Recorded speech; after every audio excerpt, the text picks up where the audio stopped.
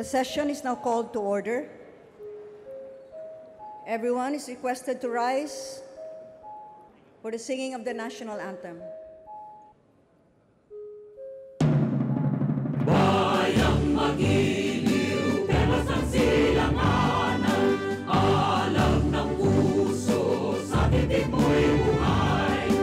Lupang hinirang, duyan ka ng magiliw, sa manlulupi, di ka masisingil, sa dagat at bundok, sa simoy at sa langit mong baka, may nilang ang tula, ang awit sa paglayang minamahal, ang kisap ng watawat mo'y nagumpay na nanginigil, ang bituin at araw niya kailan pang may magdidilim, lupa ng araw ng maraming pagsita, buhay langit sa dilim mo, aming ligaya na pag may mamapit, ang mamatay ng dahil sa'yo.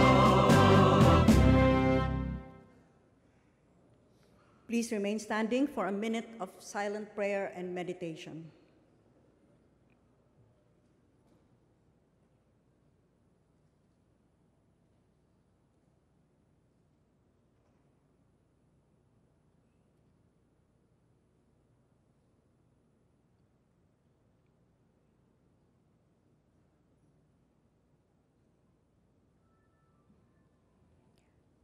The Majority Leader. Madam Speaker, I move that we call the roll. Is there any objection? The chair hears none. The motion is approved. The Secretary General is directed to call the roll of members. Roll call of members, honorable representatives, Abaya, Abayon, Abellanosa, Abu, Abueg, Acharon, Akop, Acosta, Acosta Alba, Adyong, Advincula, Agaraw, Agabaw, Aglipay Villar, Albano, Alcala, Alejano, Almario, Almonte, Alonte, Alvarez Franz, Alvarez Mercedes, Alvarez Pantaleon, Amante, Amatong, Andaya, Angara Castillo, Antonino, Antonio, Aquino Magsaysay, Aragones, Arbizon, Arcillas, Arenas, Atienza, Aumentado, Bagao, Bagatsing, Bagilat, Banal, Barbers, Barsaga, Batawil, Batocabe, Bautista Bandigan, Belaro, Belmonte Feliciano, Belmonte Jose Christopher, Belmonte Ricardo, Benitez, Bernos, Bertiz, Biazon, Billones, Biron, Bolilia, Bondoc, Bordado, Bravo Anthony, Bravo Maria Vida, Rosas, Bulut Begtang, Cagas, Calalang, Calderon, Calixto Rubiano, Caminero, Campos, Canama, Cari, Casilao, Castelo, Castro Franz, Castro Pred, Catamco, Cayetano, Celeste, Serapica, Ceriles, Chavez, Chipeco, Co, Coanco, Collantes, Cortés, Cortuna, Cosalan, Crisólogo, Cua, Cuaresma, Cueva, Dalipe, Datol, Daza, De Jesus,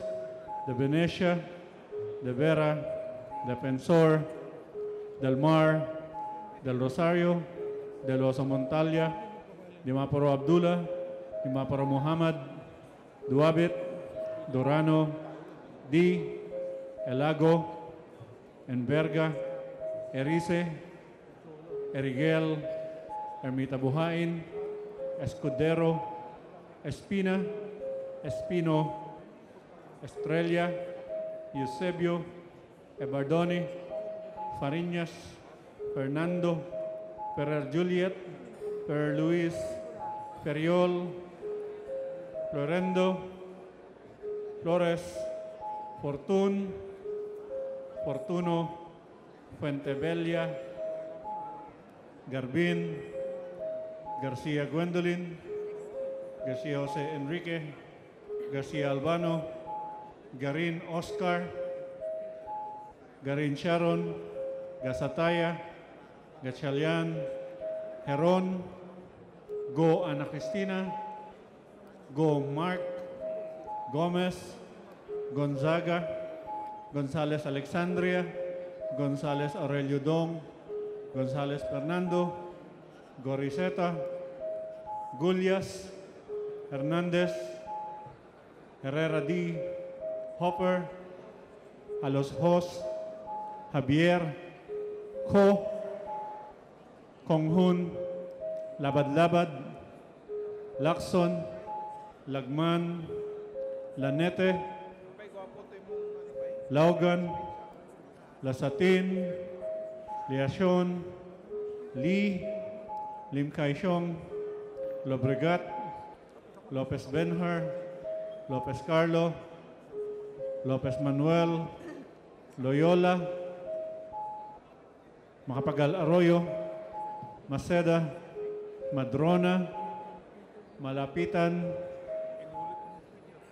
Manalo, Mangawang, Mangodadato Suharto, Mangodadato Sahid, Marcoleta, Marcos, Marino, Marquez, Martinez, Matugas, Meliana, Mending, Mendoza, Mercado, Mirasol, Montoro, Nava, Nieto, Noel, Nograles Jericho, Nograles Carlo, Nolasco, Núñez Malañaon, Oaminal, Ocampo, Olivares, Ong Edwin, Ong Henry, Ortega Pablo, Ortega Bininola, Pacquiao, Paduano, Palma, Pancho, Panganiban, Panotes, Papandayan, Pichay, Pimentel, Pineda, Plaza, Primicilla Sagabas, Kimbo, Radaza, Ramirez Sato, Ramos, Relampagos, Revilla, Roa Puno, Robes, Rocamora, Rodriguez Isidro, Rodriguez Maximo, Roman, Romero, Romualdez, Romualdo, Roque, Sakdalan, Sagarbaria, Sahali, Salceda, Salimbangon, Salo, Salon, Sambar, Sandoval, Sancopan, Santos Recto, Sarmiento Cesar, Sarmiento Edgar Mary, Sabeliano, Sema, Xiao, Silverio, Singson, Swansing Estrelita, Swansing Horacio, Suarez, C. Alvarado, Tambunting, Tan Angelina, Tan Milagrosa, Tan Sherni,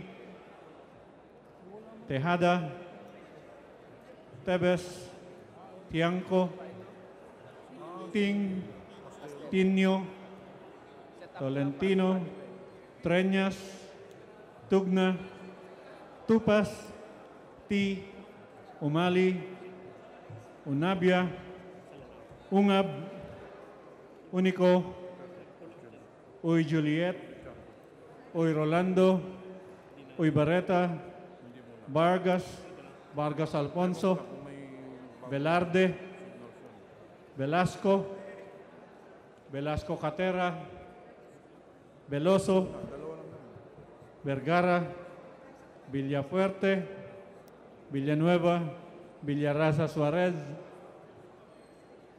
Villarica, Villarin, Biolago, Yap Arthur, Yap Melesio, Yap Victor, Yu, Zamora Maria Carmen, Zamora Ronaldo, Sarate, Subiri. The speaker is present.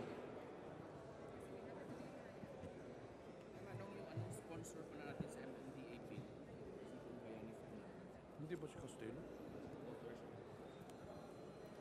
Siya ang sasara? Ikaw ang muli interpret. Anong ikaw una sa unfinished business ng MMDA?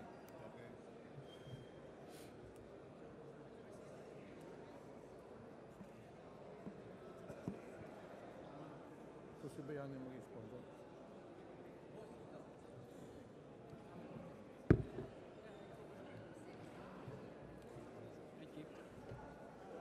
Ito.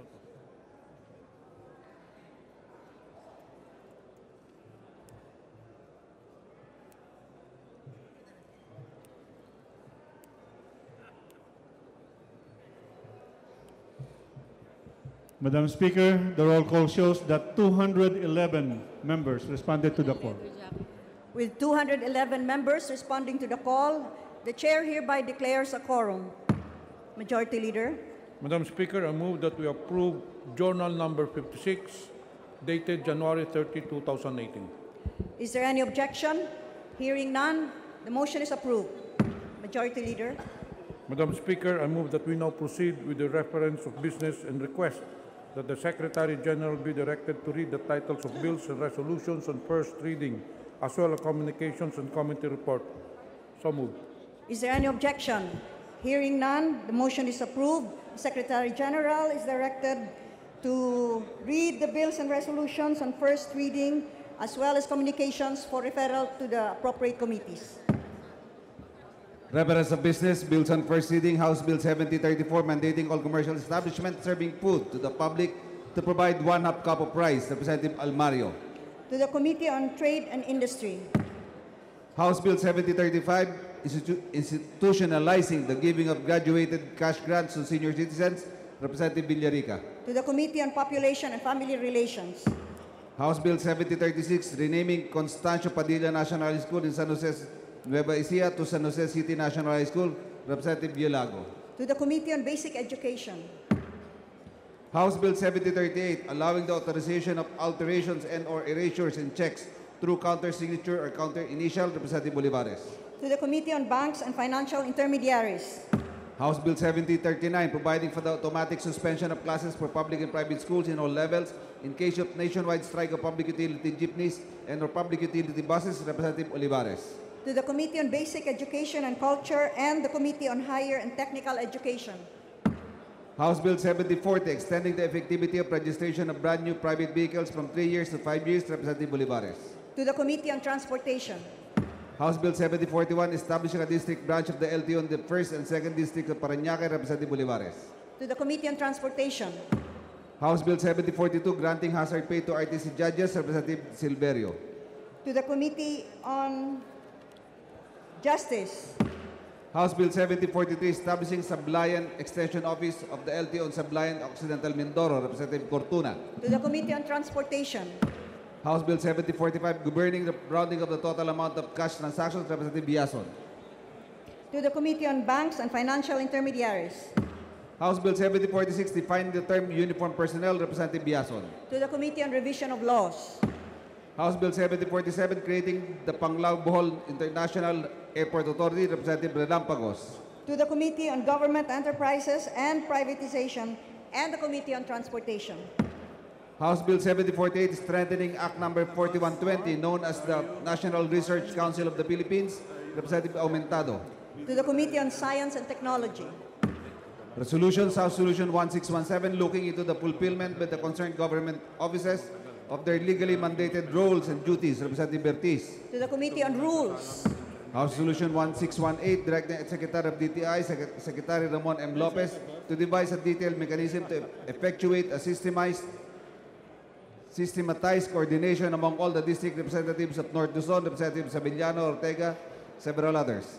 to the Special Committee on North Luzon Growth Quadrangle, House Resolution 1619, urging the DA leadership to provide relevant information regarding its present and future PRDPs to the respective district representatives of North Luzon, Representative Sabillano, Ortega, De Venecia, and several others. to the Special Committee on North Luzon Growth Quadrangle, House Resolution 1620, asking the DOF to continue their usual reclassification of provinces, cities, and municipalities. Representative Sabillano, Ortega, De Venecia, and several others. to the Special Committee on North Luzon Growth Quadrangle, House Resolution 1621, recommending to the DICT to include Pangasinan and Nueva Vizcaya in the Luzon Cluster 1 Field Operations Office in the implementation, monitoring, and reporting of DICT programs and services. Representative Sabillano, Ortega, De Venecia, Vargas, several others. to the Special Committee on North Luzon Growth Quadrangle, House Resolution 1622, calling for immediate massive government intervention on the respiratory health crisis in Albay. Representative Castelo. to the Committee on Health, House Resolution 1623, urging the House Committee on Foreign Affairs to investigate on the DFA approval of China's marine study of Philippine Benham Rice. Representative Sarade, Tino, several others. to the Committee on Rules, House Resolution 1624, direct the Committee on Environment to inquire the current efforts of the government to prevent plastic waste from going into the ocean, seas, and other bodies of water. Representative Biason. to the Committee on Rules, House Resolution 1625, congratulating and commending Dr. Ricardo F. Orge for winning the Manila Water Foundation Prize for 2017 Engineering Excellence Award. Representative Aumentado. to the Committee on Rules, House Resolution 1626, urging the House to the Committee on Good Government and Public Accountability and Health to inquire on the discovery of a septic seepage at the basement floor of the new Central Block building of the Negros Oriental Provincial Hospital. Representative Tevez. to the Committee on Rules, Messages from the Senate. Message dated January 29, informing the House that Senate even date passed without amendment, House Bill 477. to the Committee on Rules, Message dated January 29, informing the House the Senate on even date passed Senate Bill 454. to the Committee on Civil Service and Professional Regulation, Message dated January 30, informing the House the Senate on January 29 designated Senators Paulo Bam Aquino, the 4th, Maria Lourdes Nasi Binay, Joseph Ejercito, Richard Gordon, and Francis Pangilinas conferees of the Bicameral Conference Committee on the conflicting provisions of Senate Bill 1533 and House Bill 5792. to the Committee on Rules, Committee reports report numbers 586, 587, 588, 589, 519, 591. On House Bill numbers 2553, 7061, 7062, 7063, 7064, 7065. to the Committee on Rules, Report number 592 on House Resolution number 1630. to the Committee on Rules, Report number 593 on House Bill number 7070. to the Committee on Rules. Majority Leader. Madam Speaker, under the calendar of unfinished business, I move that we resume consideration of House Bill number 6973 as contained in Committee Report number 572, submitted by the Committee on Metro Manila Development. And for this purpose, we ask that the Secretary General be directed to read the title of the bill. Is there any objection? The Chair hears none. The motion is carried. Secretary General is directed to read the title of House Bill 6973. House Bill number 6973, an act enhancing the effectiveness of the Metropolitan Manila Council in formulating policies, rules, regulations, and enacting ordinances for Metro Manila, amending for the purpose Republic Act number 7924, entitled an act creating the Metropolitan Manila Development Authority, defining its powers and functions, providing funds therefore and for other purposes. Majority Leader. Madam Speaker, the parliamentary status of the bill is that it is in the period of sponsorship and debate. I move that the author of the bill, Representative Fernando Bayani, be recognized. Representative Fernando Bayani is recognized. Thank you, Madam Chairman.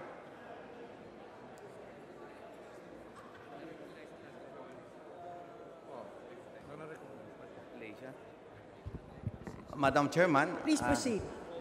I'm now ready for the interpellation. Majority Leader, Madam Speaker, I move that we open the period of interpellation. is there any objection? Hearing none, period of interpellation is hereby open. Madam Speaker, I move that we recognize the gentleman from Buhay Party List, Representative Lito Atienza. The gentleman from Buhay Party List, Representative Lito Atienza, is recognized. Maraming salamat po, Madam Speaker. Thank you, Mr. Majority Floor Leader. And with the kind indulgence of the sponsor, this representation would like to continue our interpellation on his measure to give more powers to the Metro Manila government.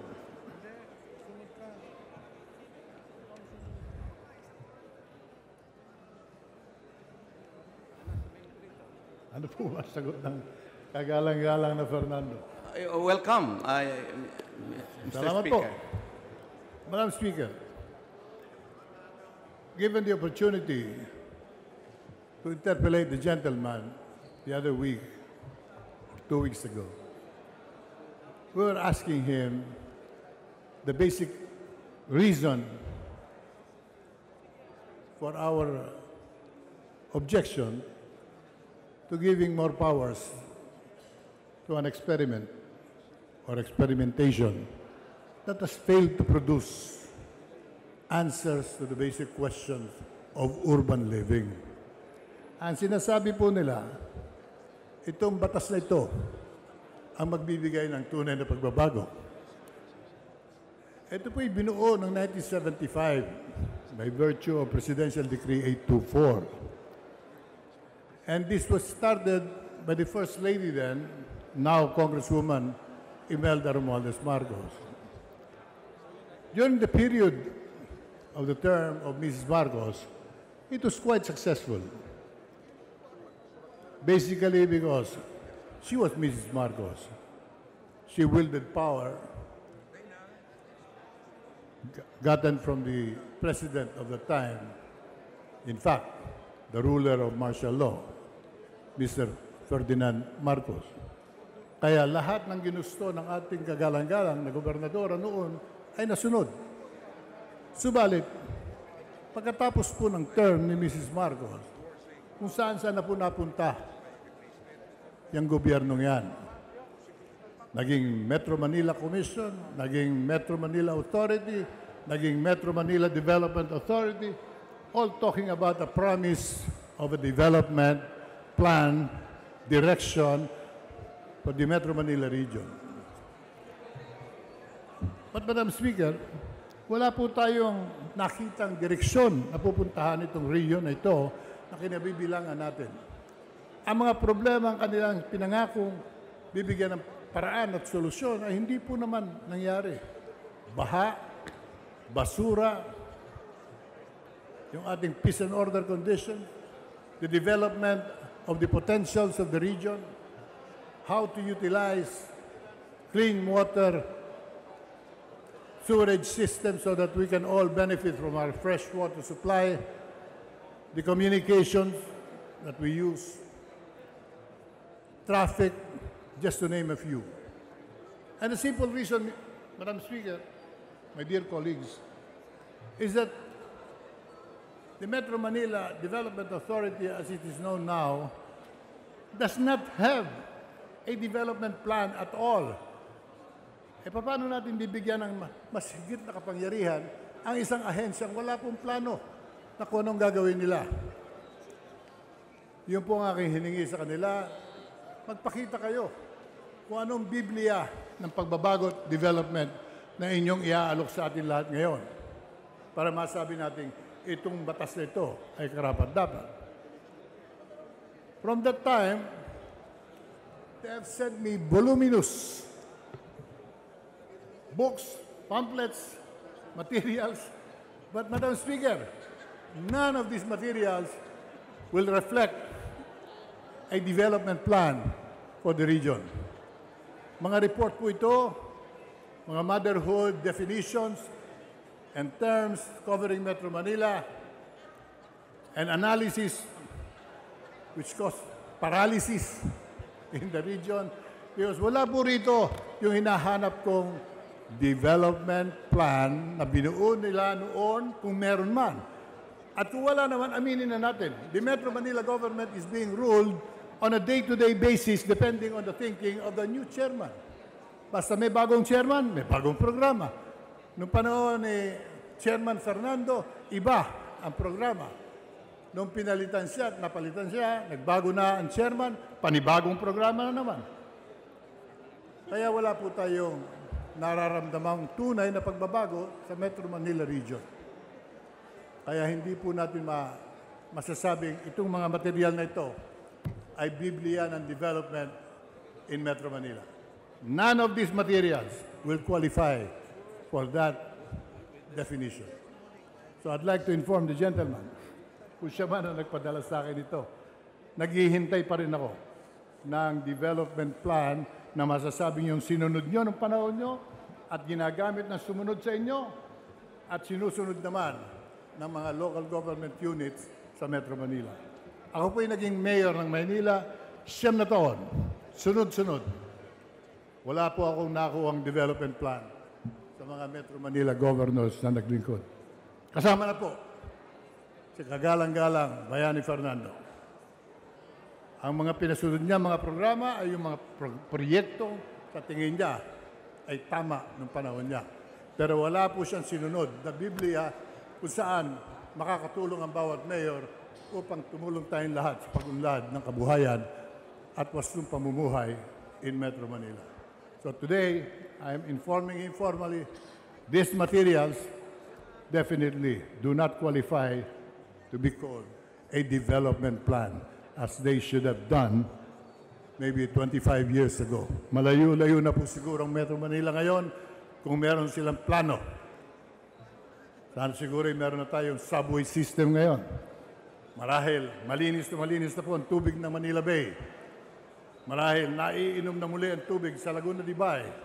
At marami pa pong pagbabago ang naganap sa pagtutulong-tulong ng lahat ng mga local government units kung meron silang development plan.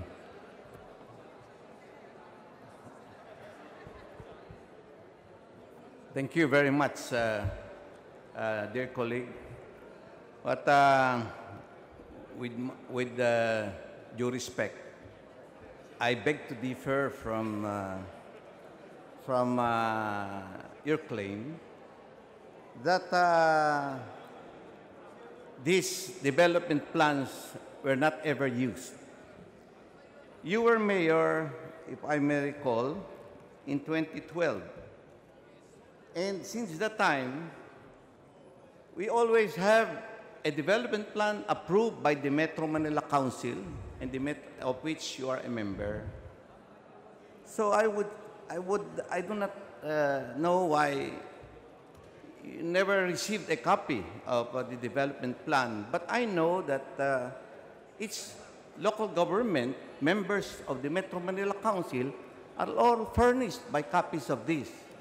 And no less than representatives, maybe representatives from your office, may have attended in the process of approving these development plans. And I would admit, I would accept that the Metro Manila, the MMDA may be part of a great experiment. And so are all enterprises. They go through experimentation. Every day is an experiment. So one management guru have said that to survive, any organization will have to be innovative. We have to be continually experimenting. And so I would say the experiment actually is not for naught. We did develop, maybe not fully, but we have actually, from the time of our Madam Imelda Marcos to this day, based on the foundations they have laid for the agency, we were able to come out with new solutions to our problems. And so, I'd say no less than in these development plans were the basis of the zoning ordinances of all local government units and the basis of the approval of the MMDA to these zoning programs or plans of each local government in the metropolis. So I respect the Madam Speaker. I respect the opinion of our colleague. But I would say if we have failed using our actions were all based in my time on the Metro Manila MMDA law, which passed, which is actually from the wisdom of this chamber, of this Congress. And so I would say that this measure being proposed will actually make this MMDA law more effective. And if you have failed, probably this is the solution so we can move forward. Madam Speaker, of course, we would like to move forward. That was the idea why this agency was created, to get Metro Manila in line with the developing regions of Asia, at least. Asia was booming and developing, and their metropolitan areas got organized to form a new government to provide precisely the plan of developing the regions, the capital regions, Tokyo, Taipei, even Singapore, even Jakarta. They all had their capital region wherein they planned the development and the direction so that slowly but surely that fast-changing times provided answers by this development plan. I'd like to remind the gentleman, Madam Speaker, that the Metro Manila government was tasked, given the assignment, told to prepare a development plan for Metro Manila. Yung po kaibahan nung sinasabi niya. Kaming lahat na local government units meron pong development plan. Tama po. That is provided for by law. Our budgets cannot even be used without a development plan approved by the council, including even the congressmen of the city.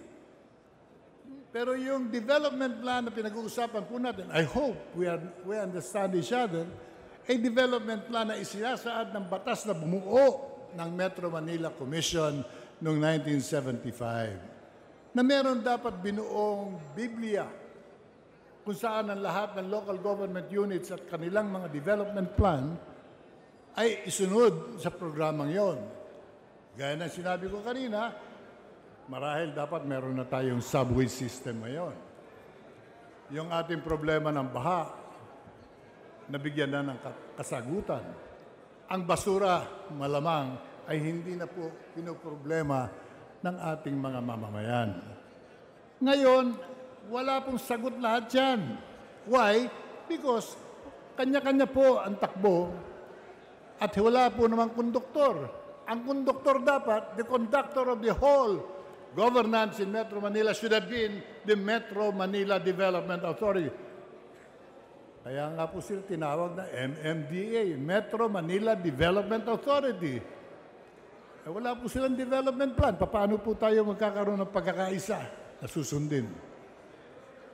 Ulitin ko po, noong panahon ni Chairman Fernando, kung ano naisip niya, yun ang ginawa niya. Sabi niya, nakikipag-unay ang Metro Manila Development Authority sa mayor. Hindi po totoo yun, sapagkat may mga proyekto siya na binuo niya on his own. Naglagay siya ng mga toilet sa sidewalks, kanya lang po yun. Hindi po sa akin yun. Yung po hindi ko pinayagan sa Maynila sapagkat hindi po bahagi ng aming development plan magkaroon ng palikurang bayan sa sidewalk. At marami po ron na itatayo pa sa harap ng mga dormitory ng mga kababaihan. Hindi ko po pinayagan yan.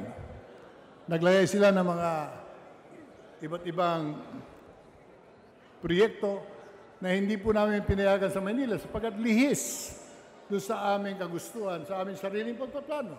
Dahil nga po, walang development plan ang Metro Manila Commission, Metro Manila Development Authority ngayon. Kaya hindi ko po maubos maisip, bakit bibigyan natin ng kapangyarihan samantalang hindi ginagawa ang kanilang trabaho. While we are debating this issue now, noticeably, the Metro Manila Development Authority is working. They are enforcing the law in the streets of Metro Manila. EDSA traffic today is improving. Why? Because they are working.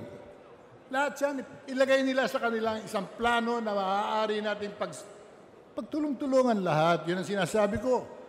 Hindi kapangyarihan ang kailangan, kundi plano. Wala pong mabubuo kung wala pong plano. Bahay, hindi mabubuo. Gusali, hindi mabubuo. Ang Metro Manila, hindi po mabubuo kung walang plano. Naalala ko po, Chairman Fernando built a monstrosity of something I cannot define. Maybe he can enlighten me now. Meron siyang tinayo sa merong airport. A gigantic rotonda with a gigantic structure na bakal na hindi namin malaman kung ano yon. Monumento. Monumento nino? Wala pong makasagot. Monumento ng ano? Baka maaari niyang sagutin ngayon yun. In your time, if you say you told mayors of your plans,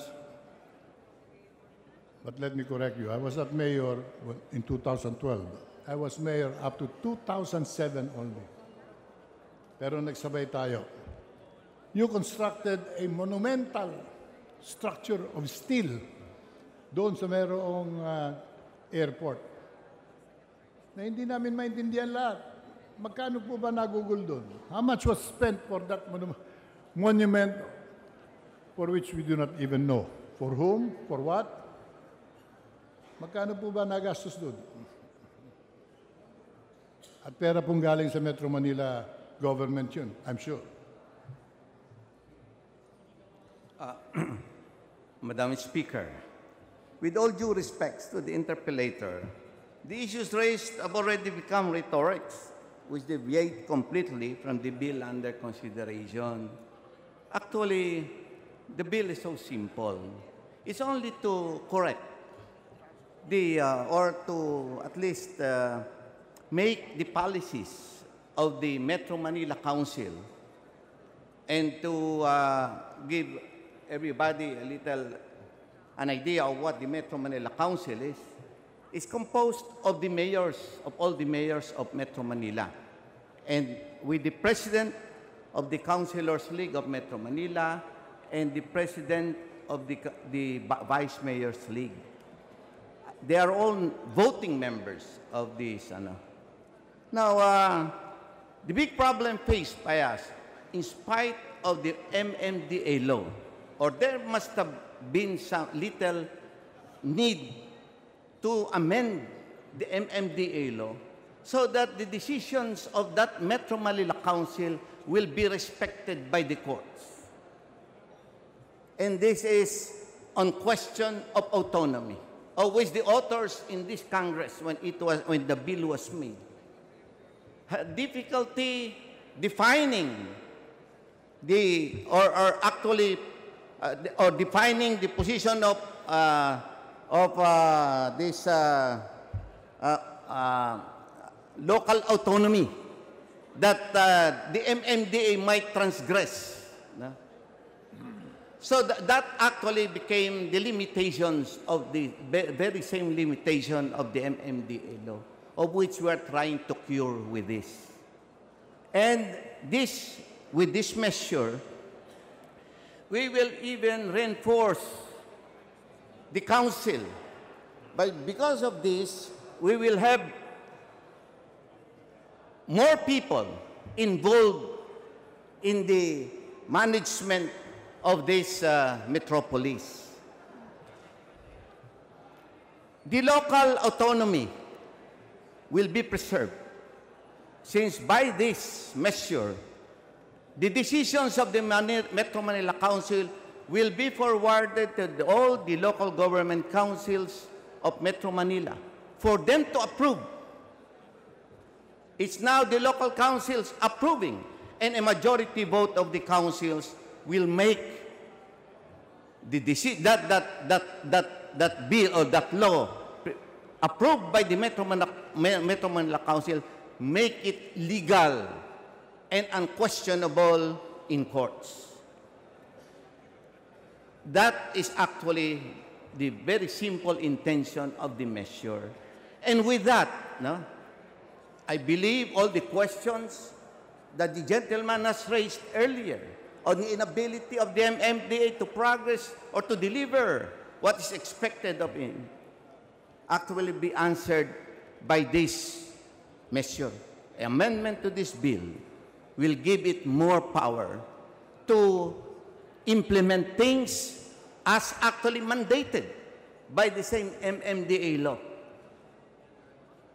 So I would ask the gentleman's understanding on this measure, and hope that his disappointment on the MMDA will be covered by this measure. I would ask the gentleman to give it a chance. Let's give it a chance.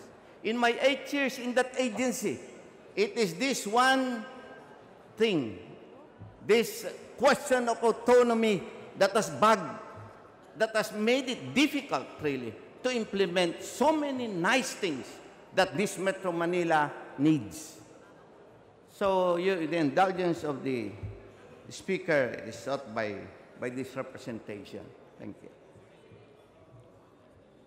Madam Speaker, I will join the gentleman on any measure that will improve the quality of life of our people in Metro Manila. I know his passion for service. I'm sure he also knows my passion for effective service. Hindi po niya sinagot yung tanong ko eh. I believe that we wasted hundreds of millions of pesos on a project whimsically decided on by the Metro Manila chairman. Ngayon po, nawala na po yung monumento ng Kawalan. Malaking parang ampaw po yun, parang siopaw, bakal. Kung saan dinala, hindi ko po alam, baka ibinenta ng pundidong bakal. Yun po'y nagastos ng gobyerno, nawala ng pera ang maraming mga serbisyo dahil ginusto ng chairman noon na magtayo ng monumento sa Kawalan. Yun po ang aking napapansin na ang Metro Manila government, instead of concentrating on development planning, competes with the local government units. They are competitive, direct competitor of the LGUs. E bibigyan pa natin ng kapangyarihan. Susundin po ba ng mga halal yan? Hindi po. Dahil naniniwala ang mga mayor na halal na dapat sana ang MMDA nandun po sa planning, andun po sa development planning na itinuturo sa kanila para sama-sama po ang paggalaw tungo sa paglilingkod. As I mentioned, and I will keep on saying it, kung nagtatrabaho ang MMDA noon, meron na tayong subway system ngayon. Walang lungsod o kalunsuran sa buong Asia na wala po subway system. Wala po tayong problemang gaano sa traffic ngayon kung meron tayong subway system. Bakit wala? Sapagkat wala pong ginawa ang Metro Manila government to answer the traffic needs of Metro Manila.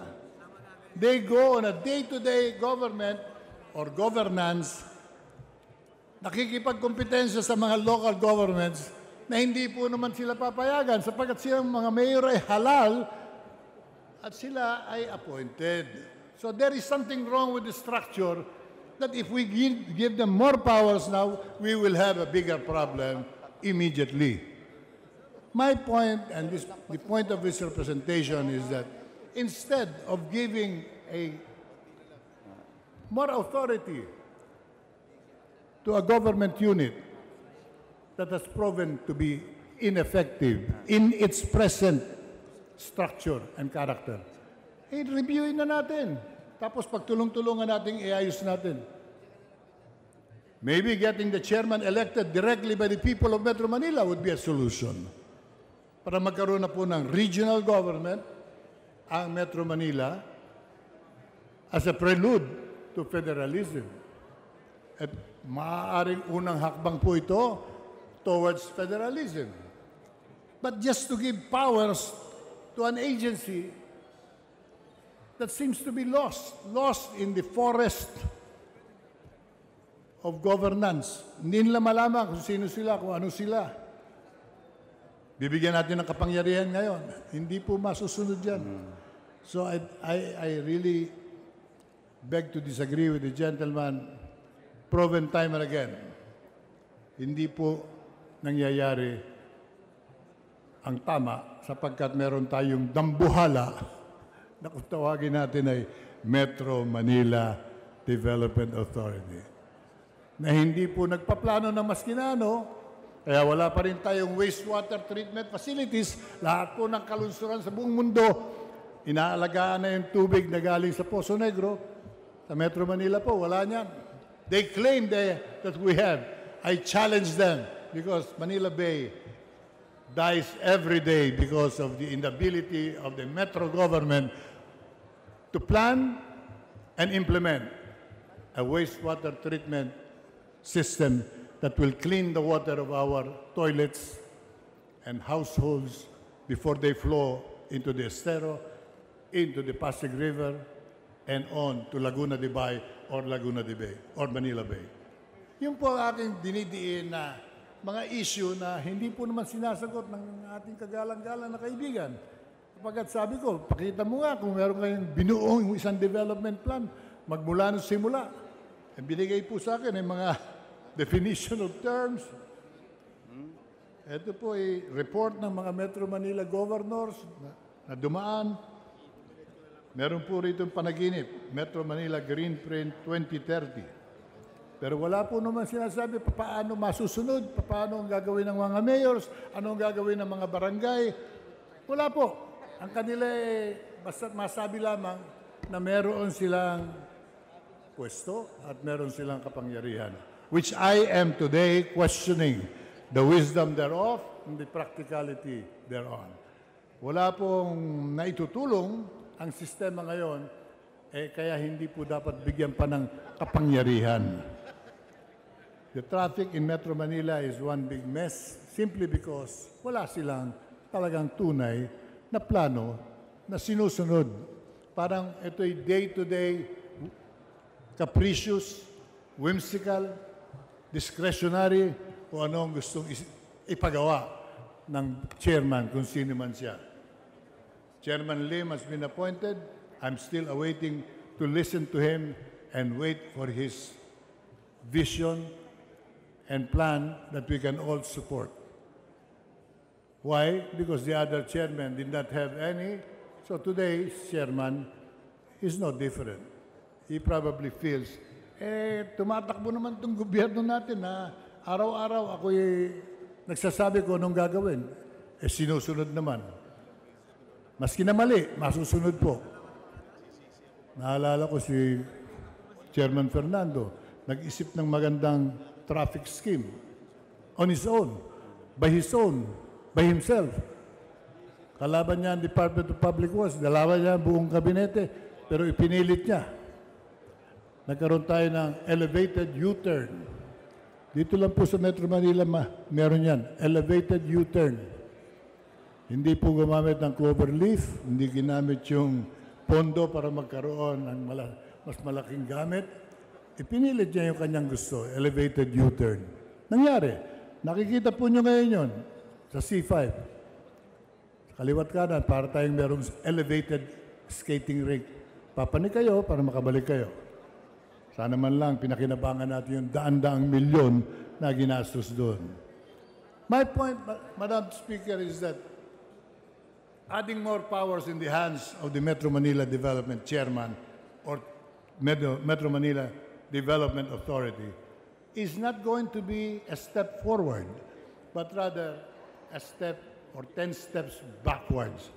If you genuinely want to improve the lives of Metro Manilans, let's reshape, let's restructure. Baguhin po natin ang sistema sa Metro Manila. And at this point in time, we know very well, elections are still the best way to come up with the best among our people. Lahat po tayo nandito ngayon sapagkat inihalal tayo. Sila ay nasa Metro Manila Development Authority dahil ina-appoint sila. So an appointed official will automatically be not in consonance with the democratic system. And as he mentioned, and I agree, local autonomy dictates that local government units are supreme in planning anything for themselves.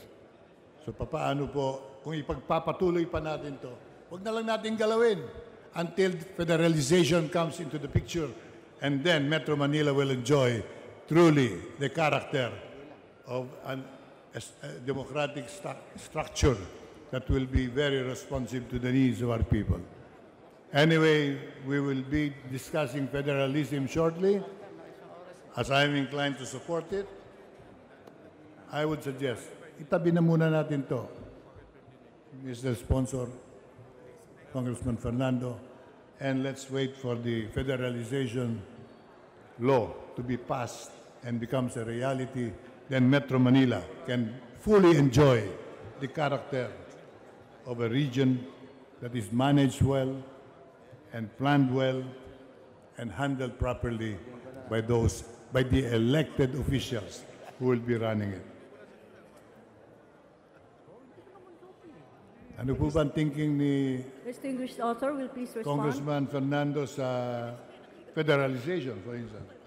Maraming salamat po sa mga nabanggit ninyo at sana ay nakasama ko kayo dun sa MMDA nang mas maraming panahon at ako'y nagabayan ninyo sa lahat ng pagkakataon.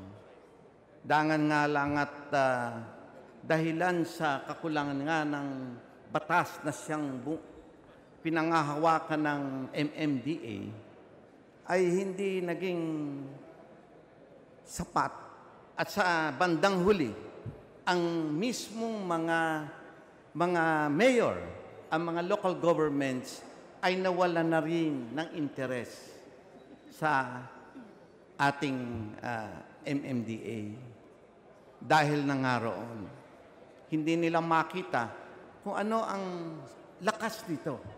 Dahil nga doon sa limitasyon ng maraming bagay. Una-una na nga yung local autonomy at pangalawa, maraming mga ahensya na nag-usurp the powers or the work of the MMDA. Katulad na lang po ng nabanggit ninyo sa railroad. Ang MMDA po ay hindi makapakialam dyan. Meron po tayong Department of Transportation na siyang humahawak niyan. Lahat po ng mga yan, mga railroads, yung MRT, LRT, yan pong ating mga skyways. Dapat po yan, lahat ay ang MMDA. Sadya po tama ang inyong sabi. Dapat ang MMDA ang gumawa niyan. Dangan nga lang po at may mga mas malalaking ahensya na mas may mga tao sapagkat limitasyon po ng budget din ang aming suliranin.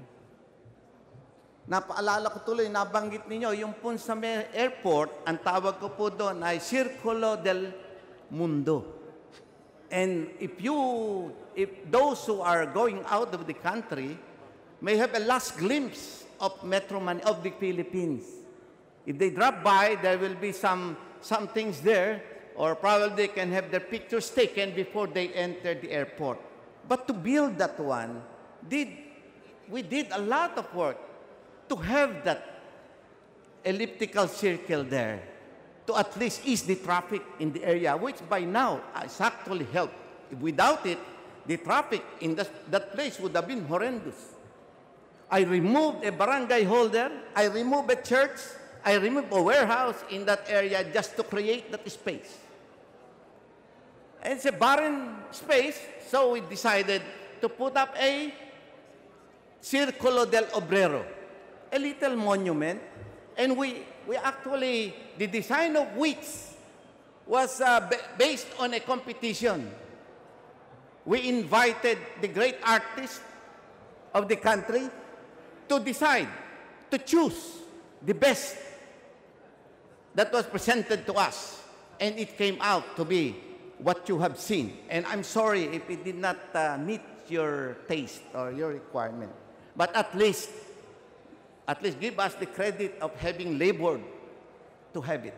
By now, because of this, the need to pass the LRT and a skyway through there, the dispensation at that time decided to remove the monument. I don't know what happened to it, but that is actually so that that skyway in front of the airport can pass.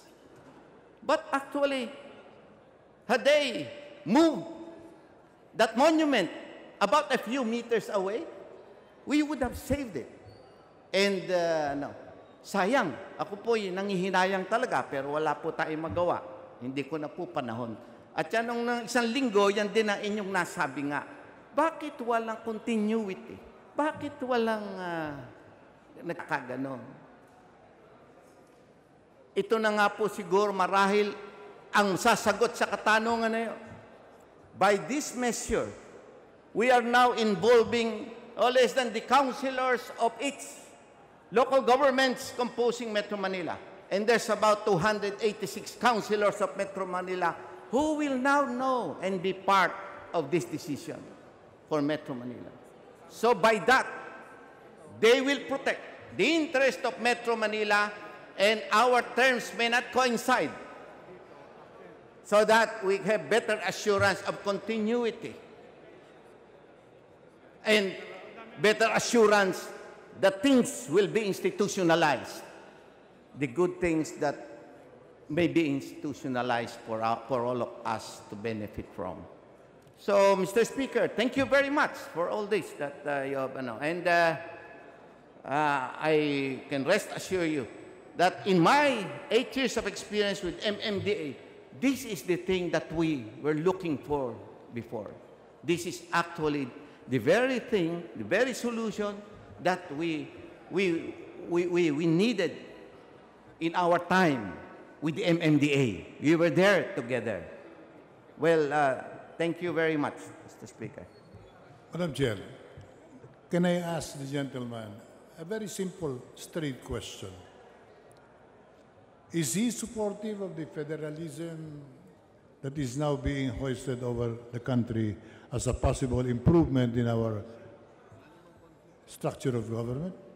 Is he in favor or is he not in favor? Huwag na po natin ipaliwanag. Kayo Madam ba in Speaker, favor of federalism? I think it's too early for that question. It's being tackled by the committee in this chamber. I'll wait for the results of their studies before I say anything about it. But one thing is, this measure, this setup, may probably be a good model for our part of our, if there be federalism or whatever structure, this would be a good way to make decisions for us. But that's too early to say at this point. But let us give it a try as soon as possible before any of these talks about federalism finally come to fruition. So, Mr. Speaker, thank you again very much. Madam Speaker, we are planning to change the system. I think that's prevalent in the chamber and in the country. and no less than the President, is pushing for that. His measure today before us is a measure that will be contradicting the spirit of federalism. Why? Because we will have an appointed set of officers in Metro Manila while the rest of the regions will elect their officers. Yun po sinasabi ko.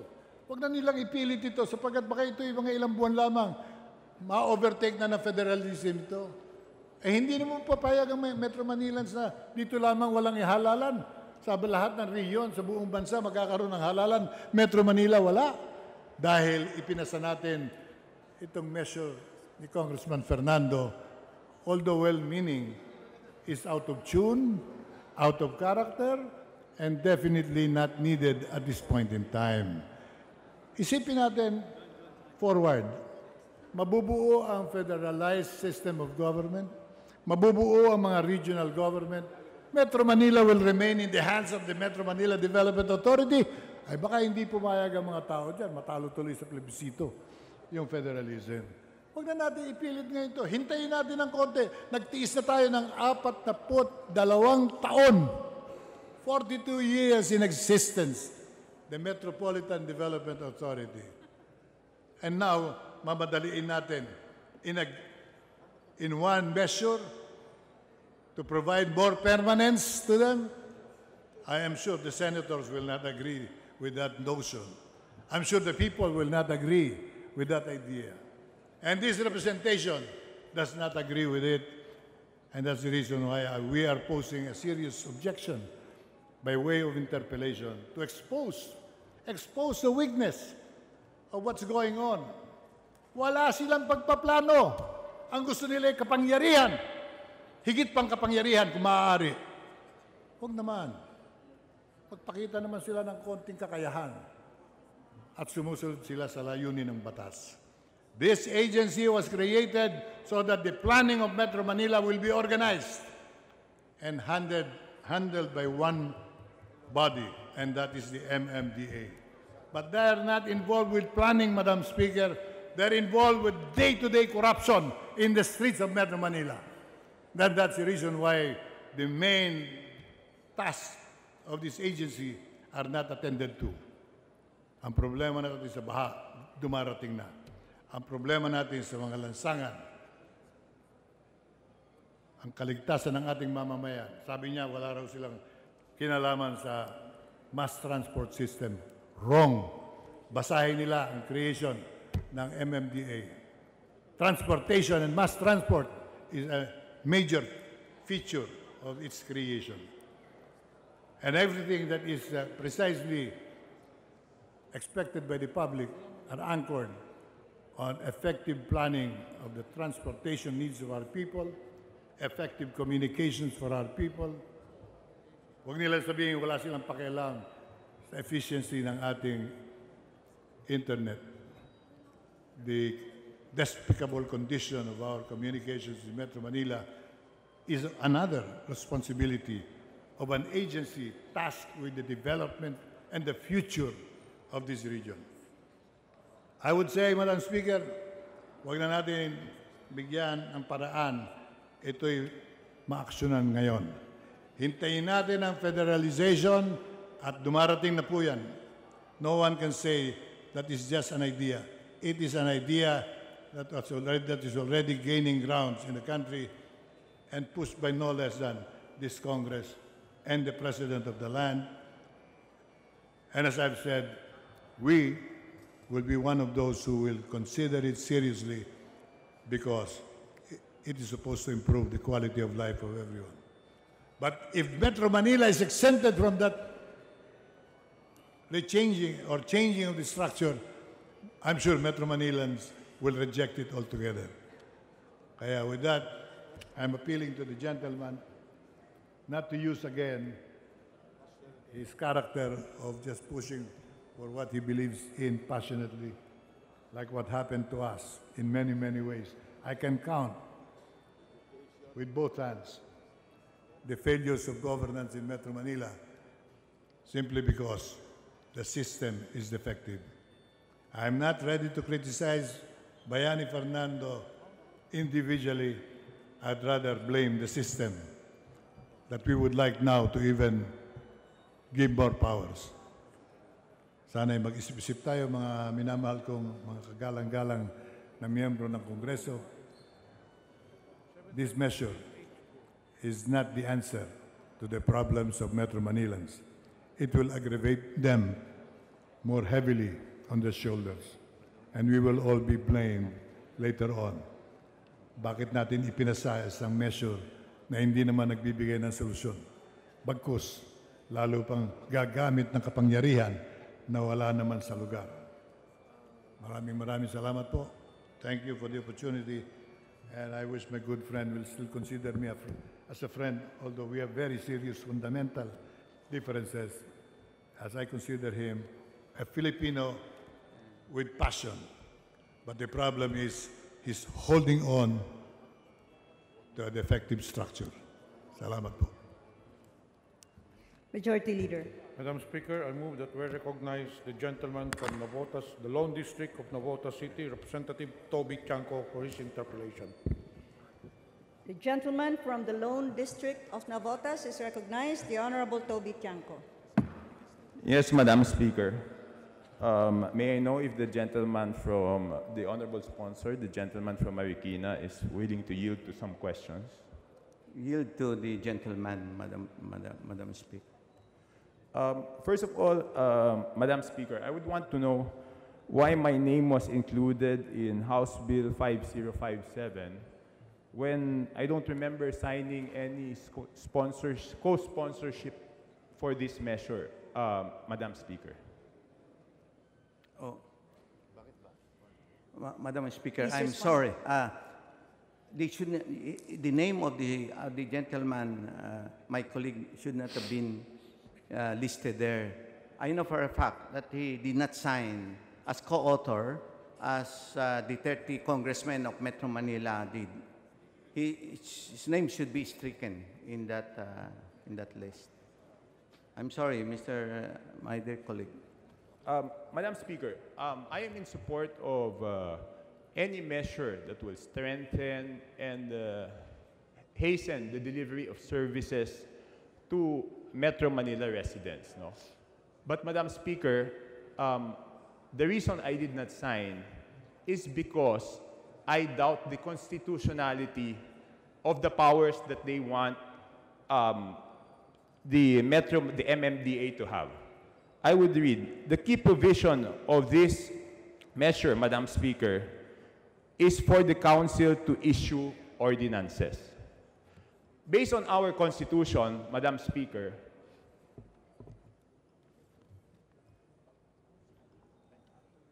Section 1 of our Constitution, General Provisions, the territorial and political subdivisions of the Republic of the Philippines are provinces, cities, municipalities, and barangay.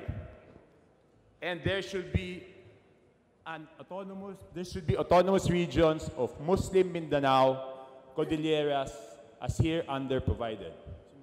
And section number 2, the territorial and political subdivisions shall enjoy local autonomy.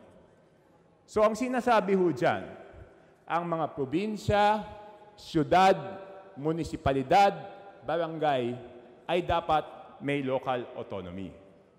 So gusto ko hong tanungin ang ating sponsor ng bill na ito, kung papaano hong magkakaroon ng kapangyarihan gumawa ng ordinansa ang MMDA kung ang MMDA ho ay hindi naman ho isang political subdivision.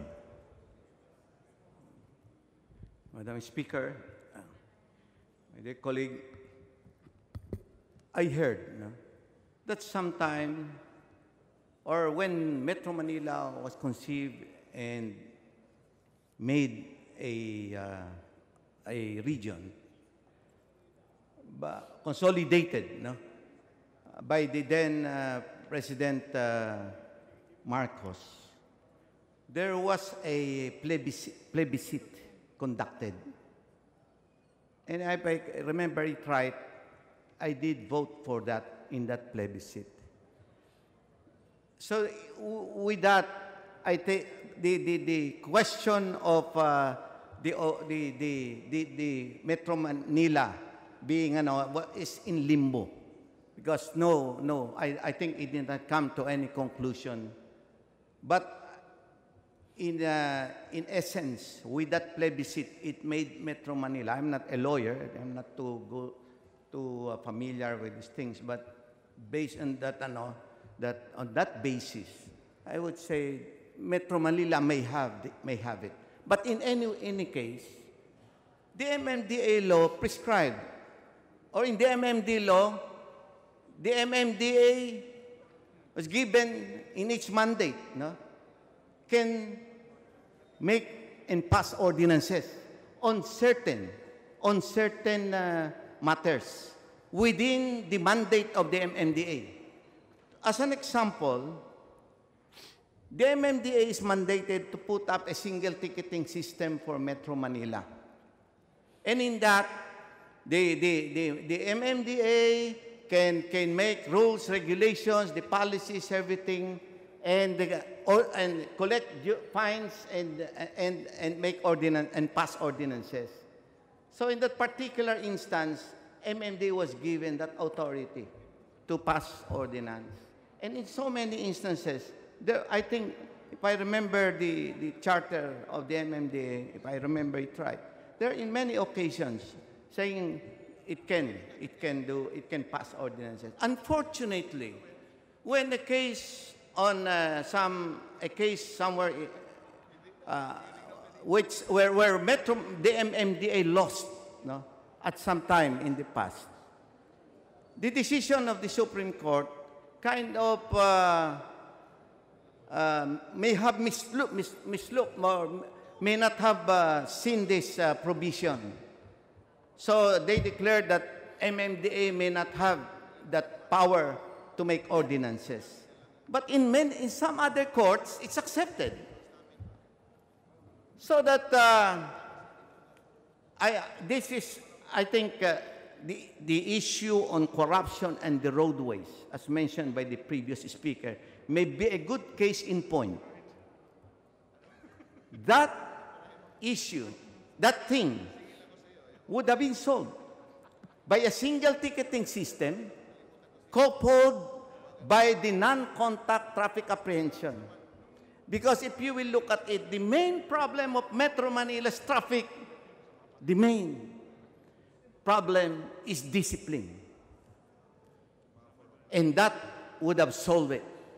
That would have made, by this time it had been done, if with a single ticketing system 24 years ago, when the MMDA law was passed, we would have maybe one of the most disciplined drivers or road users in Metro Manila. But you say it did not happen. And now we're still hearing about the the non-contact traffic apprehension. MMDA is still using it. But I just don't want to talk about it. I don't want people to realize that it's in limbo in the courts. We were allowed to use it for a time. But I don't know if it had been perfected or we have resolved that issue in court. So, but by this measure now, that issue will be resolved. Because with this bill, it's the local government who has that power to pass ordinances, who will decide on every ordinance that the Metro Manila Council may pass. So that will resolve that issue. And in so many instances. And with that, the MMDA Council will find its worth, or may find that it may be the best tool for Metro Manila, for them that can be of use to every local government, to every mayor, everybody in this metropolis. That's the value, that's the importance of this measure. It is precisely an answer to the predicament of the gentleman. Thank you, Mr. Speaker. The Honorable Tiangco. Madam Speaker, before I proceed, you know, we have a 1-hour rule. But my question was only 2 minutes and his answer was 6 minutes. If we will follow the 1-hour rule, I will have less minutes than the gentleman from Marikina. So I hope we be liberal about this 1-hour rule, just for this. Otherwise, I would request that we stop the clock when I finish my questioning and he can go on to answer whenever however long he wants to. Anyway, first of all, Madam Speaker, I would like to reply to my colleague. The status of Metro Manila is not in limbo. The Metro Manila Commission was in effect until after the 1987 Constitution. Because after the 1987 Constitution, the Constitution already clearly stated what are the political subdivisions. So it is not in limbo. So Metro Manila, MMDA, as of now, is not MMDA, as of now, is a special development and administrative region. So any ordinance passed by the MMDA will be in violation of the local autonomy provision of the Constitution. Number two, Madam Chair, dear colleague, you mentioned that there are many decisions. And you said something about the Supreme Court decision. Whether we like it or not, Madam Chair, dear colleague, the Supreme Court decision becomes part of the law of the land. So, the Supreme Court already, in fact, interpreted whether the MMDA has the authority or has the can be given the authority to make ordinances or not. So I just want to ask my dear colleague a very simple question. Is the honorable sponsor aware that in the past there was already an attempt by Congress to give the MMDA ordinance-making power? The Honorable Fernando will please respond. I am no knowledge of that, Madam Speaker. Honorable Tiangco. Madam Speaker, if my dear colleague has no knowledge about that attempt, I think that is the reason why they are trying to make this bill that will give MMDA ordinance-making power. Because in the 10th Congress, Madam Speaker, the Honorable Belmonte, our former Speaker, tried to give the MMDA ordinance-making power.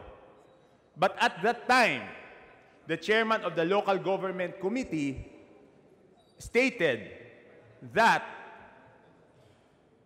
the MMDA is not a political subdivision and therefore could not be given ordinance-making powers. Now, maybe the honorable author will say, but that is the opinion. But that opinion, Madam Chair, has been that exact exchange and the deliberation of the committee has been the exact citing of the Supreme Court when they decided MMDA versus Bel Air. Can you show the slide, please? Page 15.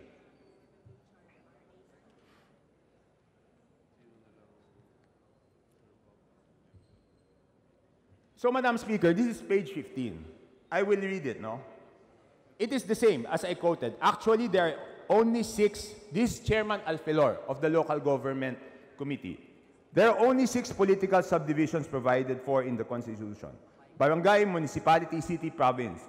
And we have the autonomous regions of Muslim Mindanao and CAR. So we have 6 now. And page 17. This is the most important thing. I think if our author will realize that the Supreme Court upheld this, then he will realize that the MMDA, no matter how we want, cannot be given ordinance-making powers. Page 17, please. Okay, Honorable Feliciano Belmonte. And I quote, "Yes, I believe so, Your Honor. When we say that it has policies, it was very clear that those policies must be followed. Otherwise, what's the use of empowering it to come out with policies? Now, the policies may be in the form of a resolution, it may be in the form of an ordinance. The term ordinance, in this case, really gives it more teeth with Your Honor. Otherwise, we're going to see a situation where you have the power to adopt the policy, but you cannot really make it stick, as in the case now. And I think here is Chairman Bunye. I think he will agree that what is the case now? You've got the power to set a policy, the body wants to follow your policy, then we say, let's call it an ordinance and see if they will not follow." End of quote. So, Madam Speaker, Honorable Sponsor, even in the 10th Congress, the Honorable Belmonte already wanted to give MMDA ordinance-making powers.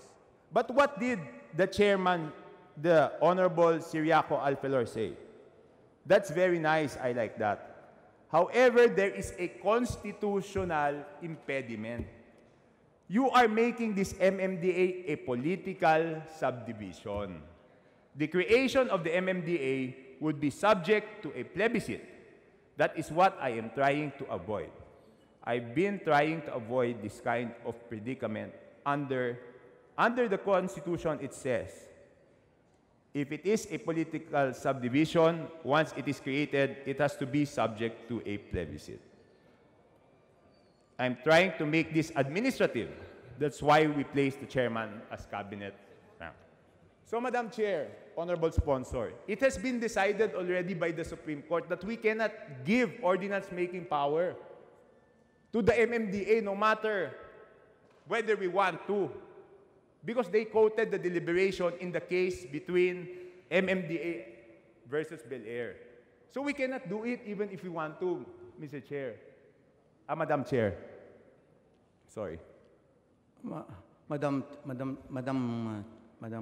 Speaker, Please respond. the bill precisely is not asking for the MMD Council to have ordinance-making power. It's actually giving, whatever it may have, it is surrendering the local government units through their sanggunians. We have 17 local governments in Metro Manila. The bill, any measure that the MMDA wants, after approval of the majority of the council, will be forwarded to each local government unit for them to vote on it and to signify their acceptance or disapproval to it. And the majority will then be the law. MMDA, the Metro Manila Council, after the vote, will only promulgate that decision of the local government councils. So it's not asking for any ordinance-making power. Madam Speaker, I will read not it from in the any fact line. sheet. One by one, please. Has Okay. the honorable sponsor... There's not any line in the measure, in the bill, that says that it's asking for any ordinance-making power. Madam The Speaker, Honorable I will Chanco. read the fact sheet of 6973. Key provision mandates the Metro Manila Council to issue ordinances that shall have full force and effect of law in Metro Manila. So it is the fact sheet that says so. It is the fact sheet. I am not saying that I was not the one who said it. So how can the fact sheet? And here, an act, and I will read the act. House Bill 6973, an act enhancing the effectiveness of the Metro Manila Council in formulating policies, rules, and regulations, and in enacting ordinances for Metro Manila. It is the title of the bill that says so. Madam Presiding Officer, may I ask me to be recognized? The Honorable Winston Castelo is recognized. Thank you very much, Madam Presiding Officer. We welcome the manifestation of the good representative from Navotas, but I would like to allay his fears that nothing said in any provision of the proposed bill would denigrate the power of the local government or even empower the Metro Manila Council legislative functions. Nowhere in the bill. In fact, we are very aware of the Bel Air versus MMDA. That is why during the deliberation of the said measure, we tried to skirt, no, and even comply with that jurisprudence of the Supreme Court. In fact, Madam Presiding Officer, what is stated in the proposed bill is only any member of the Metro Manila Council could propose any policies. And if we achieve a majority of the proposal, it would be subjected to a ratification from the sanggunian concerned. So, rest assured, the former mayor of Navotas, that nothing in the bill would be unconstitutional. We will be respecting the constitutional provision in giving powers of the LGUs. We will not interfere in the local legislations of any local government unit. What is only being asked of the proposed bill is for any of the members of the Metro Manila Council be empowered to propose policies. And said policies, if it was voted upon by majority of the members of the council, will still be subjected by a vote of the majority of the sanggunian.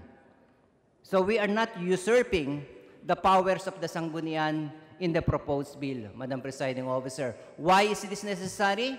Because there is no holistic, there is no comprehensive approach on any problems that is mandated in the powers of the MMDA. For example, the bus terminals, iba-iba po ang mga requirements ng mga LGUs. Pagdating po sa mga metro traffic, ang traffic code ng Manila is different from the traffic code of Makati. Just to emphasize, the EDSA alone traverse about 10 kilometers, and there are about 10 cities that traverses EDSA. Iba-iba po ang mga traffic code ho nito. Wala pong unified, wala pong comprehensive, wala pong holistic. So this is the intention, Madam Presiding Officer. Sa basura, ganyan din po. Iba-iba po ang mga patakaran ho dito. So we have to address this issue. And it is only through this bill can we stop that problem in delivering the basic services to the residents of Metro Manila. Honorable Chanco. Madam Speaker, first of all, the previous speaker said that they were not asking for ordinance-making powers. I read it. And he has not said anything. And then I have another sponsor. While he has not replied yet, he said, the former speaker said, that the former sponsor said that they were not asking for ordinance-making power. I read the exact text of the bill. It says enact ordinances. What does enact ordinances mean? Doesn't it mean that you're asking the power to enact ordinances? Ano ba ibig sabihin ng enact ordinance? Di gumawa ng ordinance. Sinabi na nga nung Supreme Court ruling, hindi pa pwedeng gumawa ng ordinance. Ano pa yung sinasabi natin na hindi unconstitutional? Sinabi na nga ng Supreme Court na unconstitutional yun. Well, I think the intention of the authors here is to basically empower all the members of the Metro Manila Council. However, what is different right now is the means. The means would now be compliant with the provisions of the Constitution, Madam Presiding Officer. So we assure the gentleman from Navotas, Madam Presiding Officer, that his point is very well taken. We agree on him. We respect the jurisprudence of the Supreme Court with respect to Bel Air versus MMDA. But I assure the good representative, no, that nothing in the proposed bill would trample upon the rights of the local government units or even the Sanggunian, their power to legislate. It is still vested on them. However, binaliktad lamang ho namin. Ang nag-emanate ngayon ho ito sa mga mayors or yung tinatawag po natin Metro Manila Council. Kasi dati ho, lahat po ng mga inaaprubahan ng mga Metro Manila Council resolutions ay hindi po ina-actionan. So, the purpose of the proposed bill is to mandate that the Sanggunian take into action lahat po ng mga inaprubahan po ng mga resolutions ng Metro Manila Council. Kasi dati po, right now, as we are speaking, no, whatever is approved there, it has no force and effect of a law. Hindi po pinapansin ng mga LGUs. In fact, yung no smoking ban ay inimplement na po ng mga Metro Manila mayors. However, it needs a presidential intervention to comply with all the residents of Metro Manila. Nung nagkaroon po ng problema po ng mga traffic code, no? Iba-iba po. So hiwa-hiwalay po, pero iisa lamang po ang mga involved, yung Metro Manila residents. So I hope the good representative, who is a former mayor, very good mayor at that, will also consider the beauty and the intention of the proposed bill. Madam Speaker, Honorable hindi mo Chanco. sinasagot yung tanong ko eh. Yung bang bill na ito ay binibigyan ng kapangyarihan na gumawa ng ordinansa ang MMDA o hindi? Well, the intention is yes. However, may problema ho, di ba? Yung Bel Air versus MMDA. So, we have to comply with that. We agreed that the legal jurisprudence ng MMDA versus Bel Air will be compliant with the proposed bill. So yes, in effect, strictly speaking, technically speaking, yes, that was the intention. Because we have to address all the problems that beset Metro Manila. Problems on garbage, problems on traffic, problems of peace and order. However, we have not been effective dahil inutil po yung Metro Manila Council. Their hands are tied because wala po mga compliance. So we tried to have that proposal or policies be complied with without violating the Constitution. And this is the answer, Madam Presiding Officer. So, Madam Speaker, may we graciously remind our colleagues to address the chair as Madam Speaker. May we graciously remind our colleagues to address the chair as Madam Speaker instead of Madam Chair or Madam Presiding Officer, because that is in the rules, Madam Speaker. Thank you, Majority Leader. The Chair wishes to remind the two gentlemen to kindly address the Chair as Madam Speaker. My apologies. Yes, Madam Speaker. If I may just qualify it, not only Madam Chair, but the beautiful Chair. Speaker, the beautiful Speaker. Not even No, the Madam Chair. descriptive word beautiful will change the word chair. But you deserve it, ma'am. Madam Speaker. Madam The Speaker, again, Honorable I wish to remind our Majority colleagues. Leader. I wish to remind our colleagues to address the chair as Madam Speaker or Mr. Speaker and not Madam Chair, because that is in the rules, that we address the chair here in the plenary as Madam Speaker. Noted. Thank you, Majority Floor Leader. And I hope Yes, that that Madam is Speaker. clarified to both gentlemen. No need of descriptive words. Yes, Madam Speaker. The Honorable Chan. Madam Speaker. Yes, may I ask what is the qualified answer? Is it yes or no?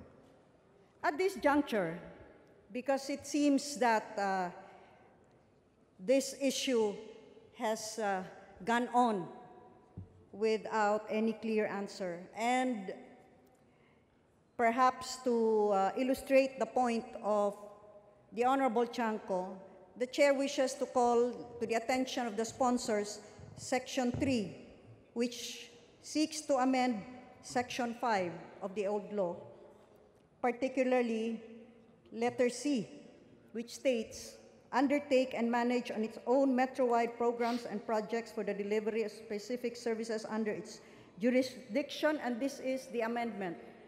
Adopt and implement ordinances and other regulations that fall within its mandate.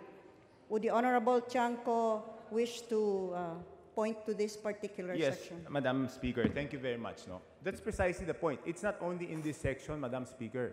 There are other sections where they've mentioned ordinances. But the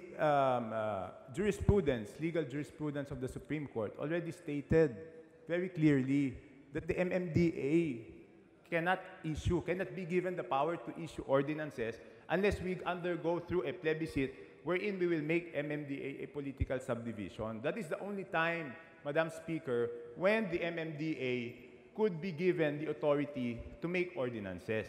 So that is my issue here. Why are we insisting, Madam Speaker, to give MMDA the power to issue ordinances when the Supreme Court has clearly ruled already against it, Madam Speaker? The Honorable Winston Again, Costello Madam respond. Speaker, I may sound like a broken record, but I would want to reiterate and emphasize once more that nothing in the proposed bill would empower any member of the Metro Manila Council legislative functions. We admit, no, we are not disputing the contention of the Mayor of Navotas, who is now a good representative right now, that we are disallowed. The MMDA is disallowed by law to legislate. That is why the proposed bill makes it imperative right now how to be effective. How can we now be functional and responsive and efficient to the mandate of the MMDA in addressing basic functions? So I think this piece of legislation is so important. This is of paramount concern. If we would want to be responsive, effective, and efficient in giving the mandate the power to address issues like traffic, like garbage, pollution, I think it is high time right now that we have to approve this, Madam Presiding Officer. Otherwise, it would be a vicious cycle. Our constituents in Metro Manila cannot bear it anymore. We are spending about 2 billion a day in traffic, in lost precious opportunities. So I think it is high time now that we consider also, after all, we contend that there is nothing irregular and illegal in the proposed bill, Madam Presiding Officer. Again, Madam another gentle Speaker, reminder, Madam kindly Speaker, I'm address. sorry. Madam Speaker. Madam Speaker, we apologize. Okay. Thank you, Honorable Costello. Madam Speaker, Honorable Chanco.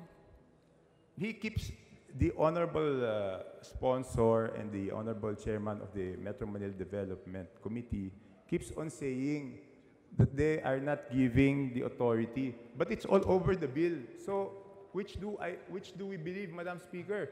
Section 1, the word enact ordinances. Section 3, adopt and implement ordinances. Section 6, prescribe, formulate, and issue ordinances. So the word create ordinances, Madam Speaker, is all over the bill. But he is now saying that they are not giving the power to enact ordinances. So which is correct? What he is saying or what is written on the bill, Madam Speaker? If, Honorable Costello. Madam Speaker, if I may invite the attention of the good representative from the Navotas on the page 8 of the proposed bill, no, line 14, letter H, if I may read. The proposed Metro Manila Council shall determine if the proposed ordinance, proposed po, hindi pa ho approved, Madam Speaker, is approved. he's not answering the question. think My time is that is the answer. Allow the Honorable Costello to finish. Please proceed. That is my answer to the query. However, I'm not being allowed to finish my statement. No, kindly, please proceed. Okay. So, the Metro Manila Council shall determine if the proposed ordinance is approved by the majority of the council. If proposal lang po, hindi pa ho ito approved. If the proposed ordinance is approved, the Metro Manila Council shall ratify the approved ordinance by the Sanggunian. So, in other words, ito po ay kailangan po ng conformity, kailangan po ng consent, kailangan po ng imprimatur, kailangan po ng ratification ng Sanggunian. There is no law there is no ordinance, there is no resolution that would have an effect of a law unless it is sanctioned by the Sanggunian.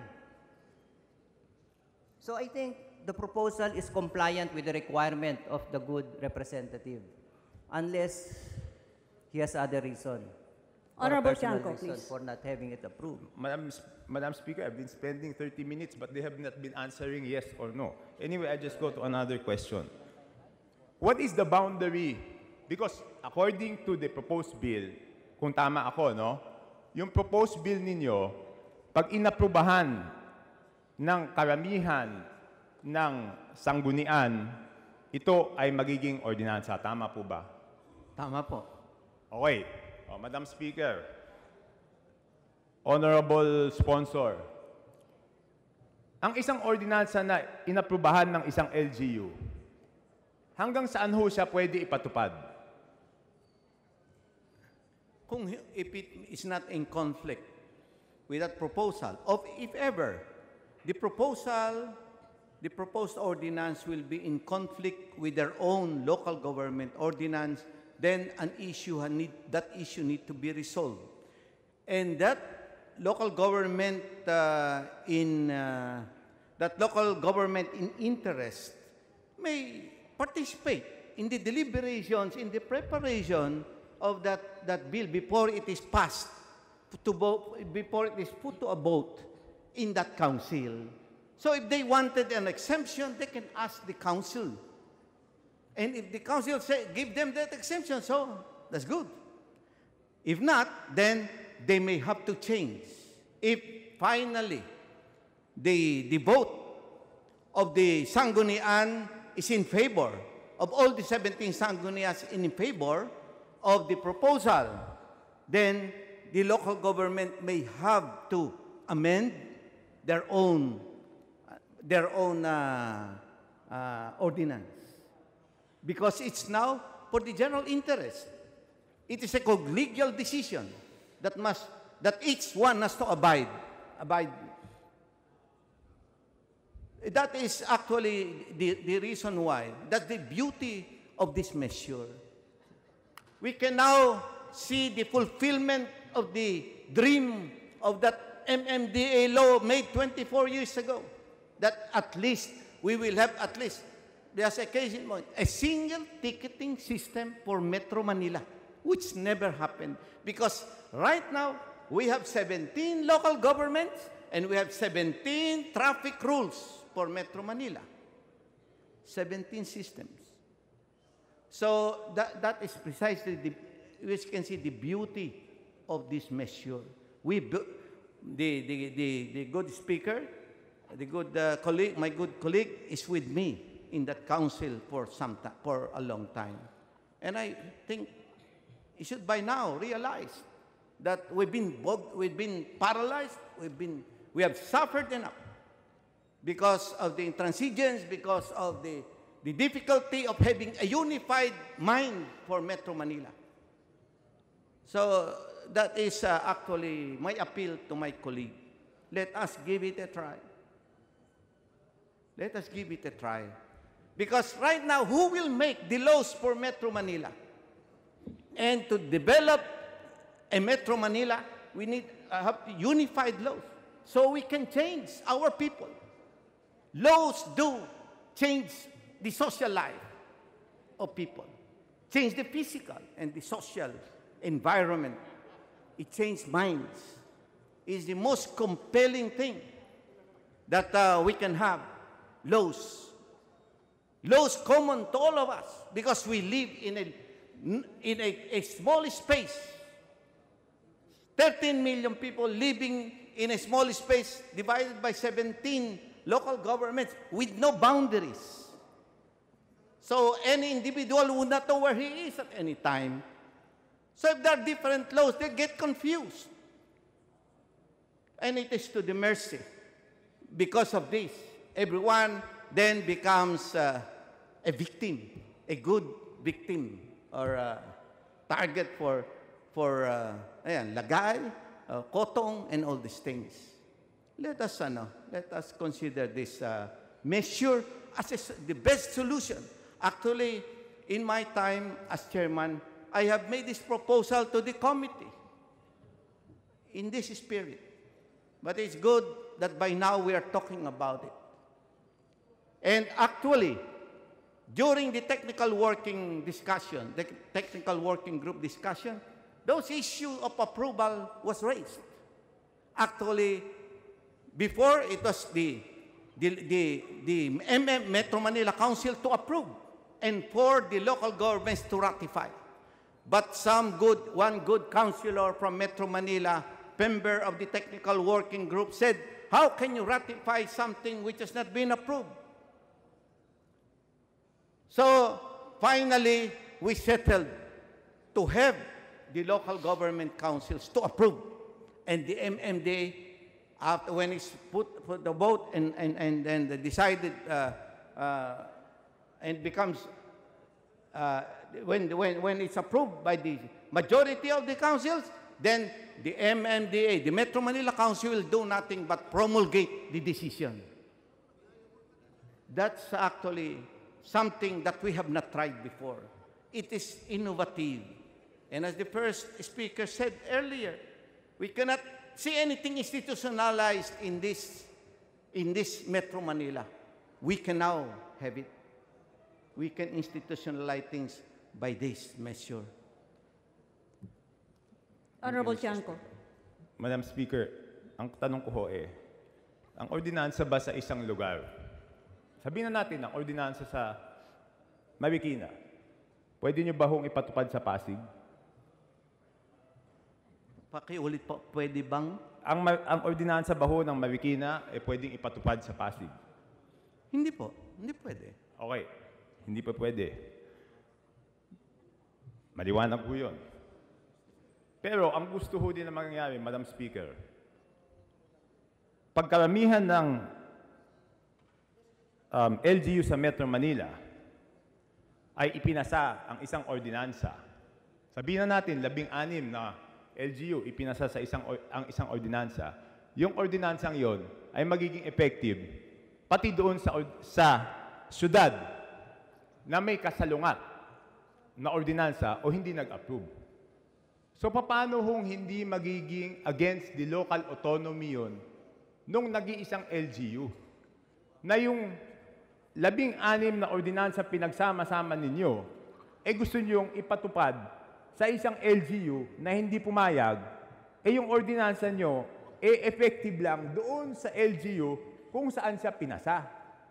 Hindi naman ito addition na pag pinagsama-sama mo, pwede because the ordinance making power of the Sanggunian is limited to its local government unit.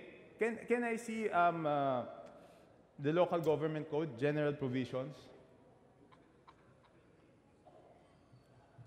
Yung unang-una, Title 1, General Welfare.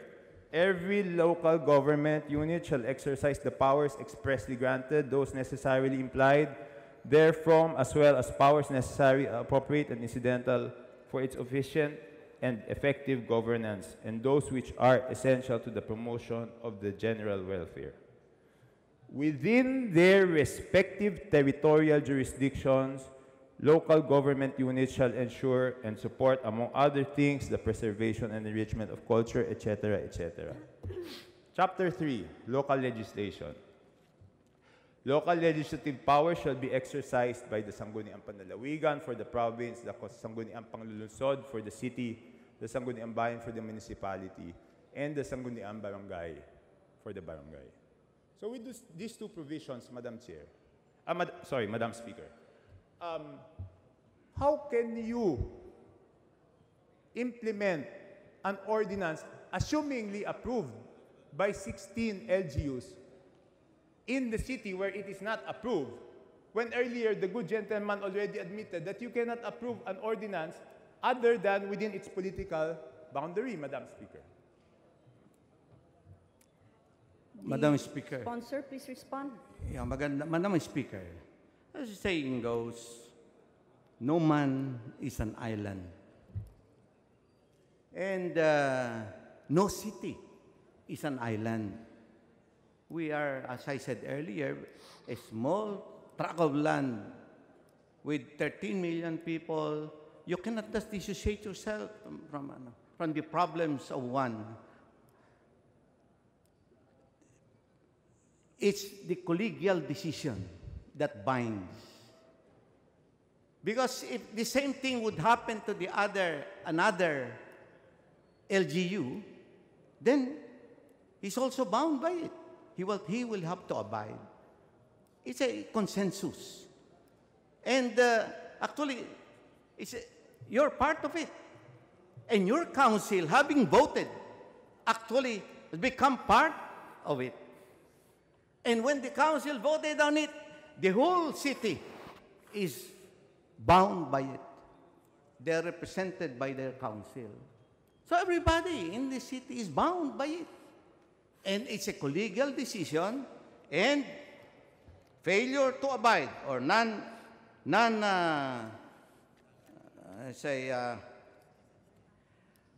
I read my premise or the cooperation of all member LGUs is guaranteed by this.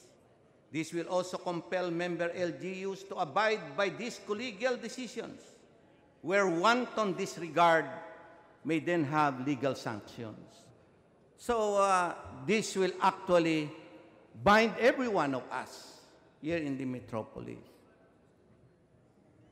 As I said earlier, if they have their concerns, they feel that such ordinance will not be applicable for them, they will have to raise it during the deliberations in the preparation of that ordinance. And now, because of this, the local governments will be more vigilant. I have experienced. In my term, 8 years, I can hardly get a quorum of local governments to attend meetings of the Metro Manila Council. But by this, I think every local government council will never fail to attend or at least send a representative to participate. Their vigilance is the protection of their interest. Failing in it, cannot do anything about it. The Honorable Chanco. Madam Speaker, the effect of adding up all the ordinances and saying that it is effective for the whole Metro Manila is going beyond the bounds and limitations of the approval of the ordinance. Because the ordinance is only approved to be implemented within the LGU that passed it. So it doesn't mean that, Madam Speaker, that just because more LGUs will pass it, you can implement it in an LGU that doesn't pass it, because that is contrary to the local autonomy, Madam Speaker. I don't know why we cannot, and we've been both mayors, I don't know why we have different interpretations of local autonomy. When the good gentleman already replied earlier that an ordinance in Marikina cannot be implemented in Pasig, I don't know why, when you add it all up, you can now implement an ordinance approved in the whole Metro Manila, approved by majority of the Metro Manila LGUs. You can now implement it in Pasig, which did not approve it. Of course, I'm just using these two LGUs as an example, no? Just to illustrate that it will be against local autonomy, Madam Speaker. The Honorable Sponsor. Yeah, Madam Speaker. We've been both mayors, and we were together in the council, Metro Manila Council. Everything that we do is actually affected by the political situation in our local communities. Sometimes we have need for MMDA to do the unpalatable things, those that would have political repercussions. It's best that it be tossed to the Metro Manila Council, be tossed to the so many to save the local government that political risk, from that political risk. So, this is actually one thing, very important aspect on the dynamics of laws and politics in this country. On the way you implement things is affected very much by the political exigencies. So I would ask our esteemed speaker to at least consider, based on our experience, I would be called upon by the local governments to demolish some illegal structures in their areas. I can do it because I'm shielded. I'm not part of the political dynamics in that particular community. This is the same. Demolition or whatever, laws also. Some local councils cannot do it for themselves. But they have to. Now they have a bigger council where they can have it for the good of their own constituency, for their self-serving interest. The Honorable Chanco. Madam Speaker, there is no argument to whether we want a better Metro Manila, to whether we want garbage to be solved, to whether we want a unified traffic system. There is no argument there, Madam Speaker. But in whatever we do, tayo lahat dito, it is our sworn duty, Madam Speaker, to uphold the Constitution at all times. So whatever law we will pass should be in accordance with the Constitution. Yun lang naman ho ang sinasabi ko. And the Constitution guarantees local autonomy. The Constitution has stated that there are only the political subdivisions, and MMDA is not a political subdivision. So the powers we want to give MMDA will be unconstitutional. There are no shortcuts here. Even in the decision of Bel Air versus MMDA, the Honorable Justice Puno already stated that there are no shortcuts. He said that not infrequently the government is tempted to take legal shortcuts to solve urgent problems of the people. But even when the government is armed with best intention, we cannot allow it to run roughshod over the rule of law. Yan lang ho ang punto ko dito eh. So, okay, matatapos na ho yung oras ko eh. Ano ba ang legal na paraan para makagawa ng ordinansa o ng batas ang Metro Manila na hindi lalabag sa konstitusyon? Tatlo paraan ang naiisip ko. Yung isa ay kapag itong proposal ng MMDA ay ipinasa sa lahat ng LGU, pwede nilang ipatupad yan sa buong Metro Manila. Ngunit ho, ang sinasabi nga, and to be practical about it, mahirap talagang ipasa doon sa lahat ng LGU. So mahirap po yung proposal na yon. Ngunit hindi dahil mahirap, dapat palitan natin ng ibang sistema na majority na lang. Dahil again, it will be against the local autonomy of the Sangguniang or the LGU that did not approve it. And again, the local government that approved that ordinance, the ordinance is only effective within its territorial and political boundaries. So there are other two left, Madam Speaker. Yan ang hindi ko maintindihan, bakit hindi natin ginagawa? Ang dapat hong gawin ng MMDA, kung ano ho yung batas na gusto nilang gawin, ipasa nila sa Kongreso at imungkahi nila. At meron naman kaya nga tayo, merong Committee on Metro Manila Development. Yan ho ang gagawa ng batas na epektibo sa Metro Manila. Yan ho, wala hong lalabagin na constitutional provision yan. Because Congress is mandated to do this job. And we have to do this job. Ang problema, wala naman hong pinapasa yung Metro Manila Development Authority sa atin na mangmukahing batas. Pero yan ho ang isang paraan. Ang pangalawang paraan ho ay sinaad na ng konstitusyon sa Section 11. Dahil nga ho, ang political subdivisions according to Section 1 ay probinsya, syudad, munisipalidad, barangay. Nagkaroon ho ng Section 11 ang konstitusyon.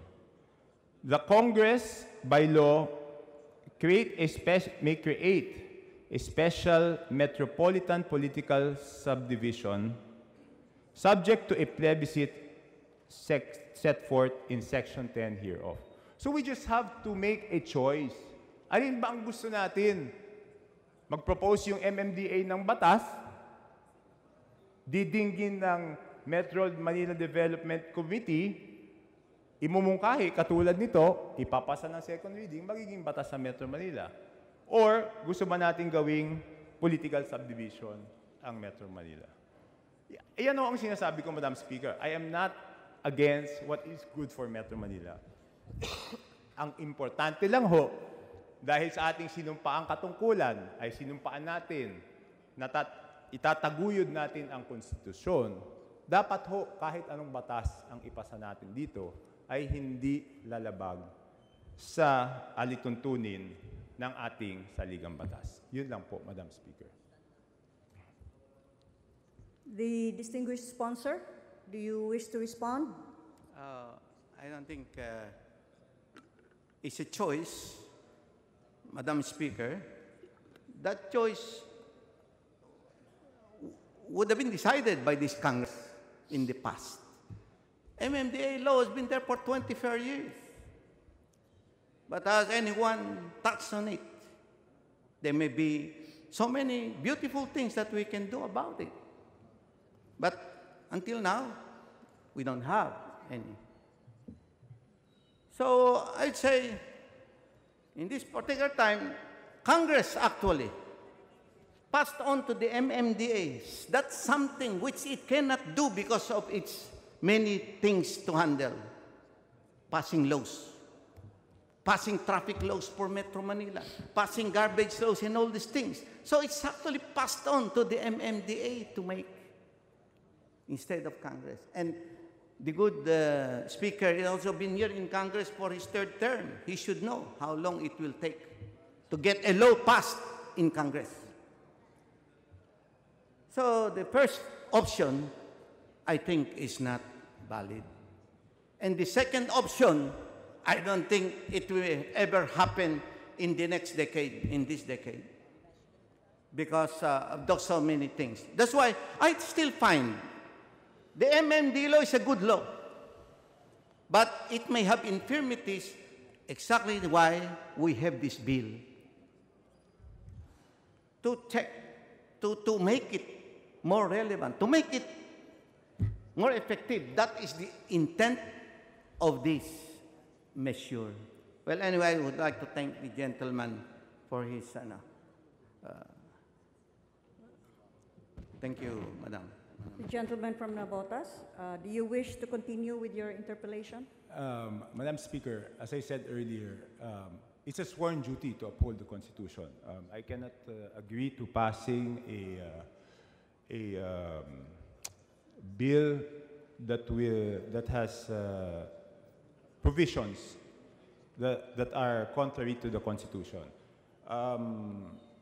I have given the gentleman and the honorable colleague of mine who was my chairman as MMDA enough time to explain why the provision of allowing MMDA to issue ordinances is not unconstitutional, and why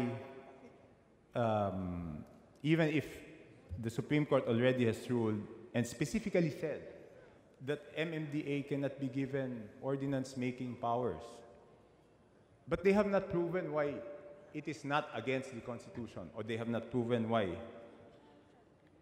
it is constitutional. Therefore, Madam Speaker, I move for the recommitment of the measure to the Committee of Metro Manila Development. Majority Leader? Madam Speaker, I move for suspension. Session suspended.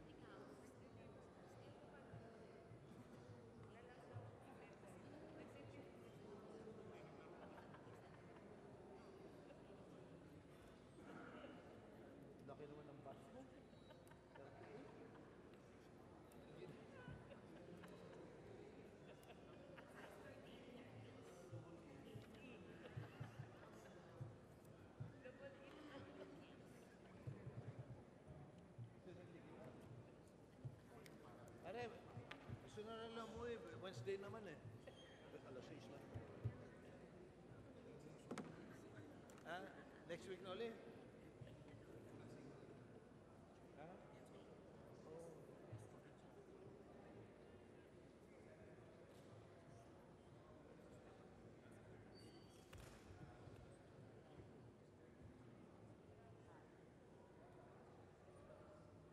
Suspend. I-withdraw ko muna.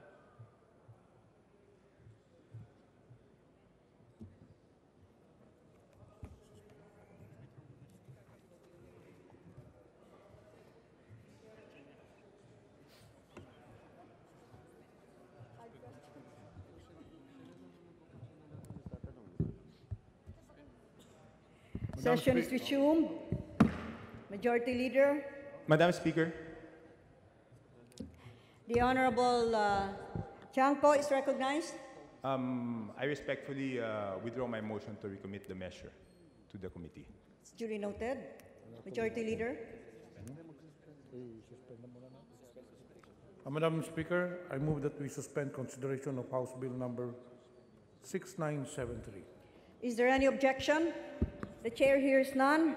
Consideration of House Bill number 6973 is hereby suspended. Majority Madam Leader. Speaker, I move for a 1-minute suspension. Session suspended.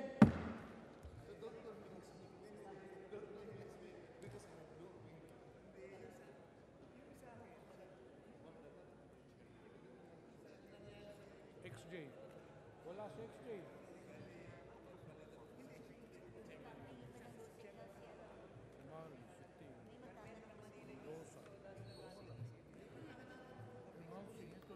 Ay, nandiyan ka naman.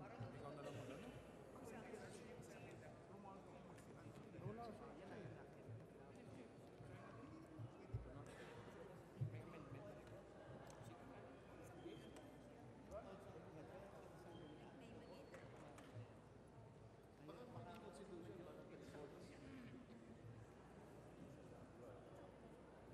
ito.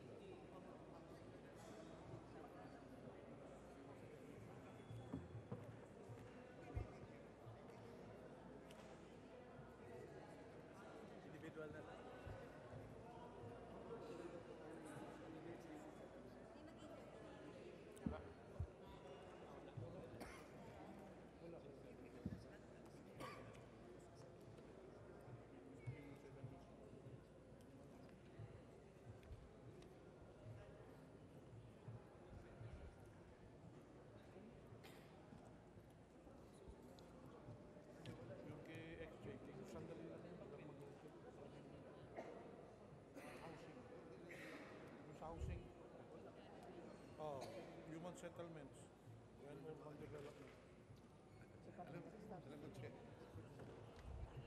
So ako mag-accept.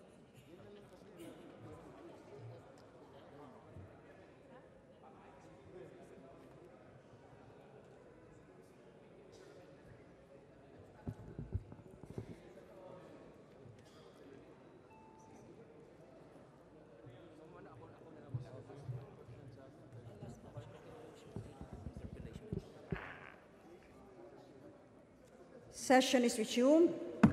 Majority Leader. Madam Speaker, I move that we are still on unfinished business. We resume consideration of House Bill number 6775. And for this, please direct the Secretary General to read the title of the measure. Is there any objection?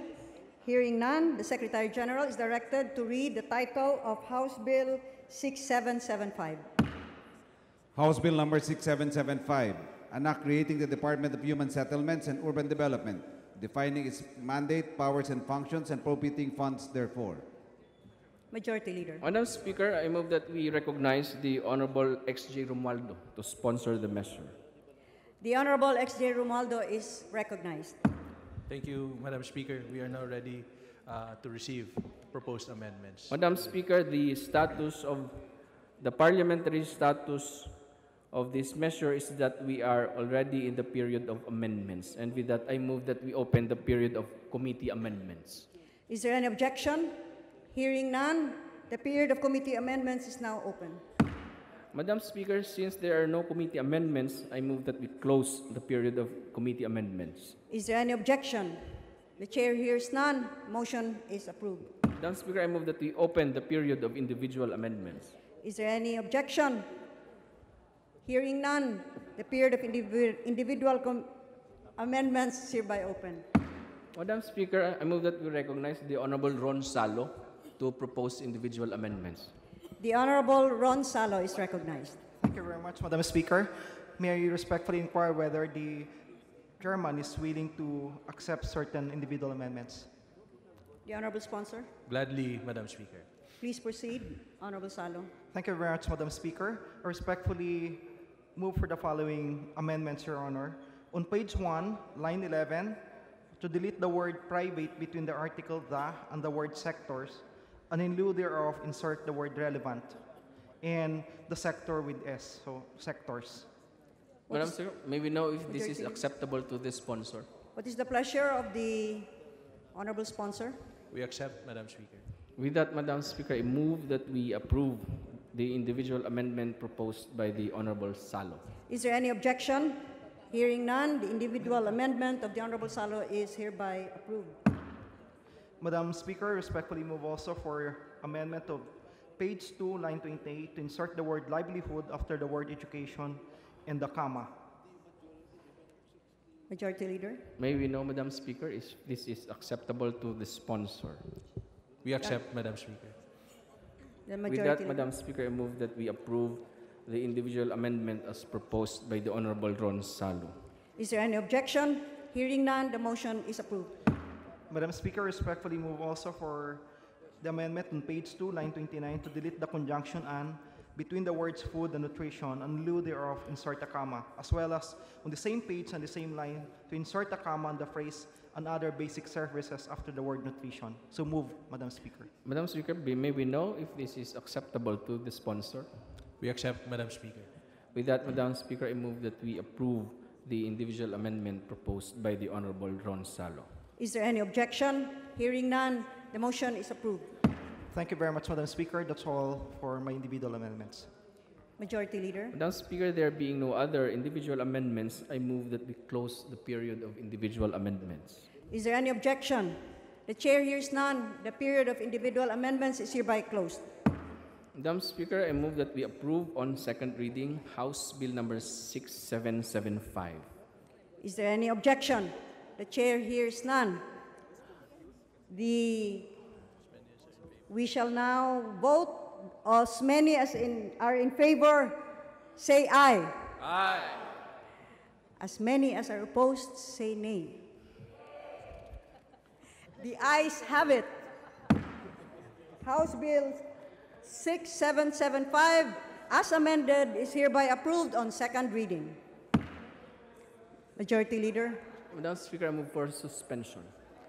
Session suspended.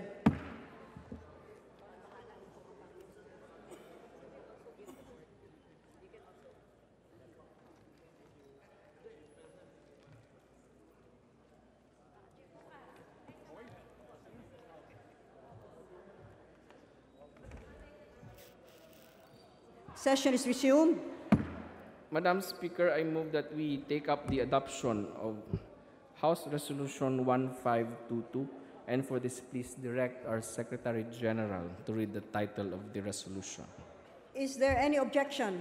The chair hears none. The Secretary General is directed to read the title of Resolution 1522. House Resolution 1522, a resolution urging the Department of Social Welfare and Development to hasten the process of improving the targeting of beneficiaries so as to lessen program leakage, to increase the level of effectiveness of the delivery of social protection welfare services to 4P beneficiaries, and to immediately lift the suspension of registration of new beneficiaries of the Pantawid Pamilyang Pilipino program. Majority Leader. Madam Speaker, I move that we adopt House Resolution 1522. Is there any objection? Hearing none, House Resolution number 1522 is hereby adopted.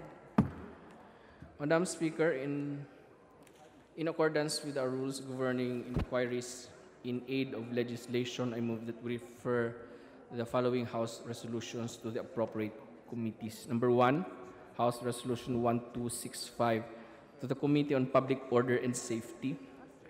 Number 2, House Resolution 1275, to the Committee on Labor and Employment.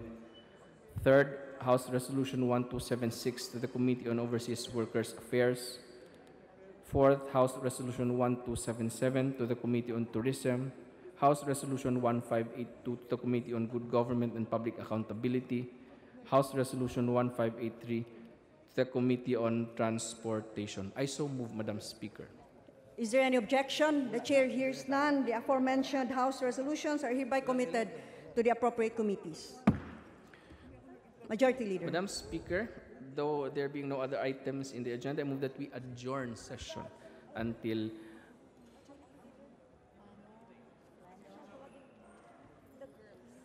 Session suspended. Magsususpend lang ng session kasama adjourn. Ano? Tuesday. Sandali, adjourn muna natin ito. Tuesday. Ano?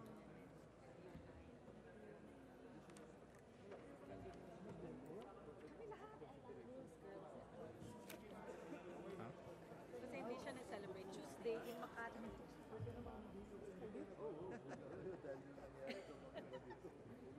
Session resumed. with that, Madam Speaker, in the meantime, I would like to withdraw my earlier motion to adjourn for some additional reference of business. Madam Speaker, I move that we take up additional reference of business, and please direct our Secretary General to read the numbers and titles of the measures and such other matters. Is there any objection? Hearing none, the Secretary General is directed to read the titles of the measures for commitment to the appropriate committees. Additional reference of business, committee report number 594, and House Resolution number 1636. To the Committee on Rules. Madam Speaker, I move that we adjourn session until February 5, 2018 at 4 o'clock in the afternoon. Session is adjourned until Monday, February 5 at 4 o'clock in the afternoon.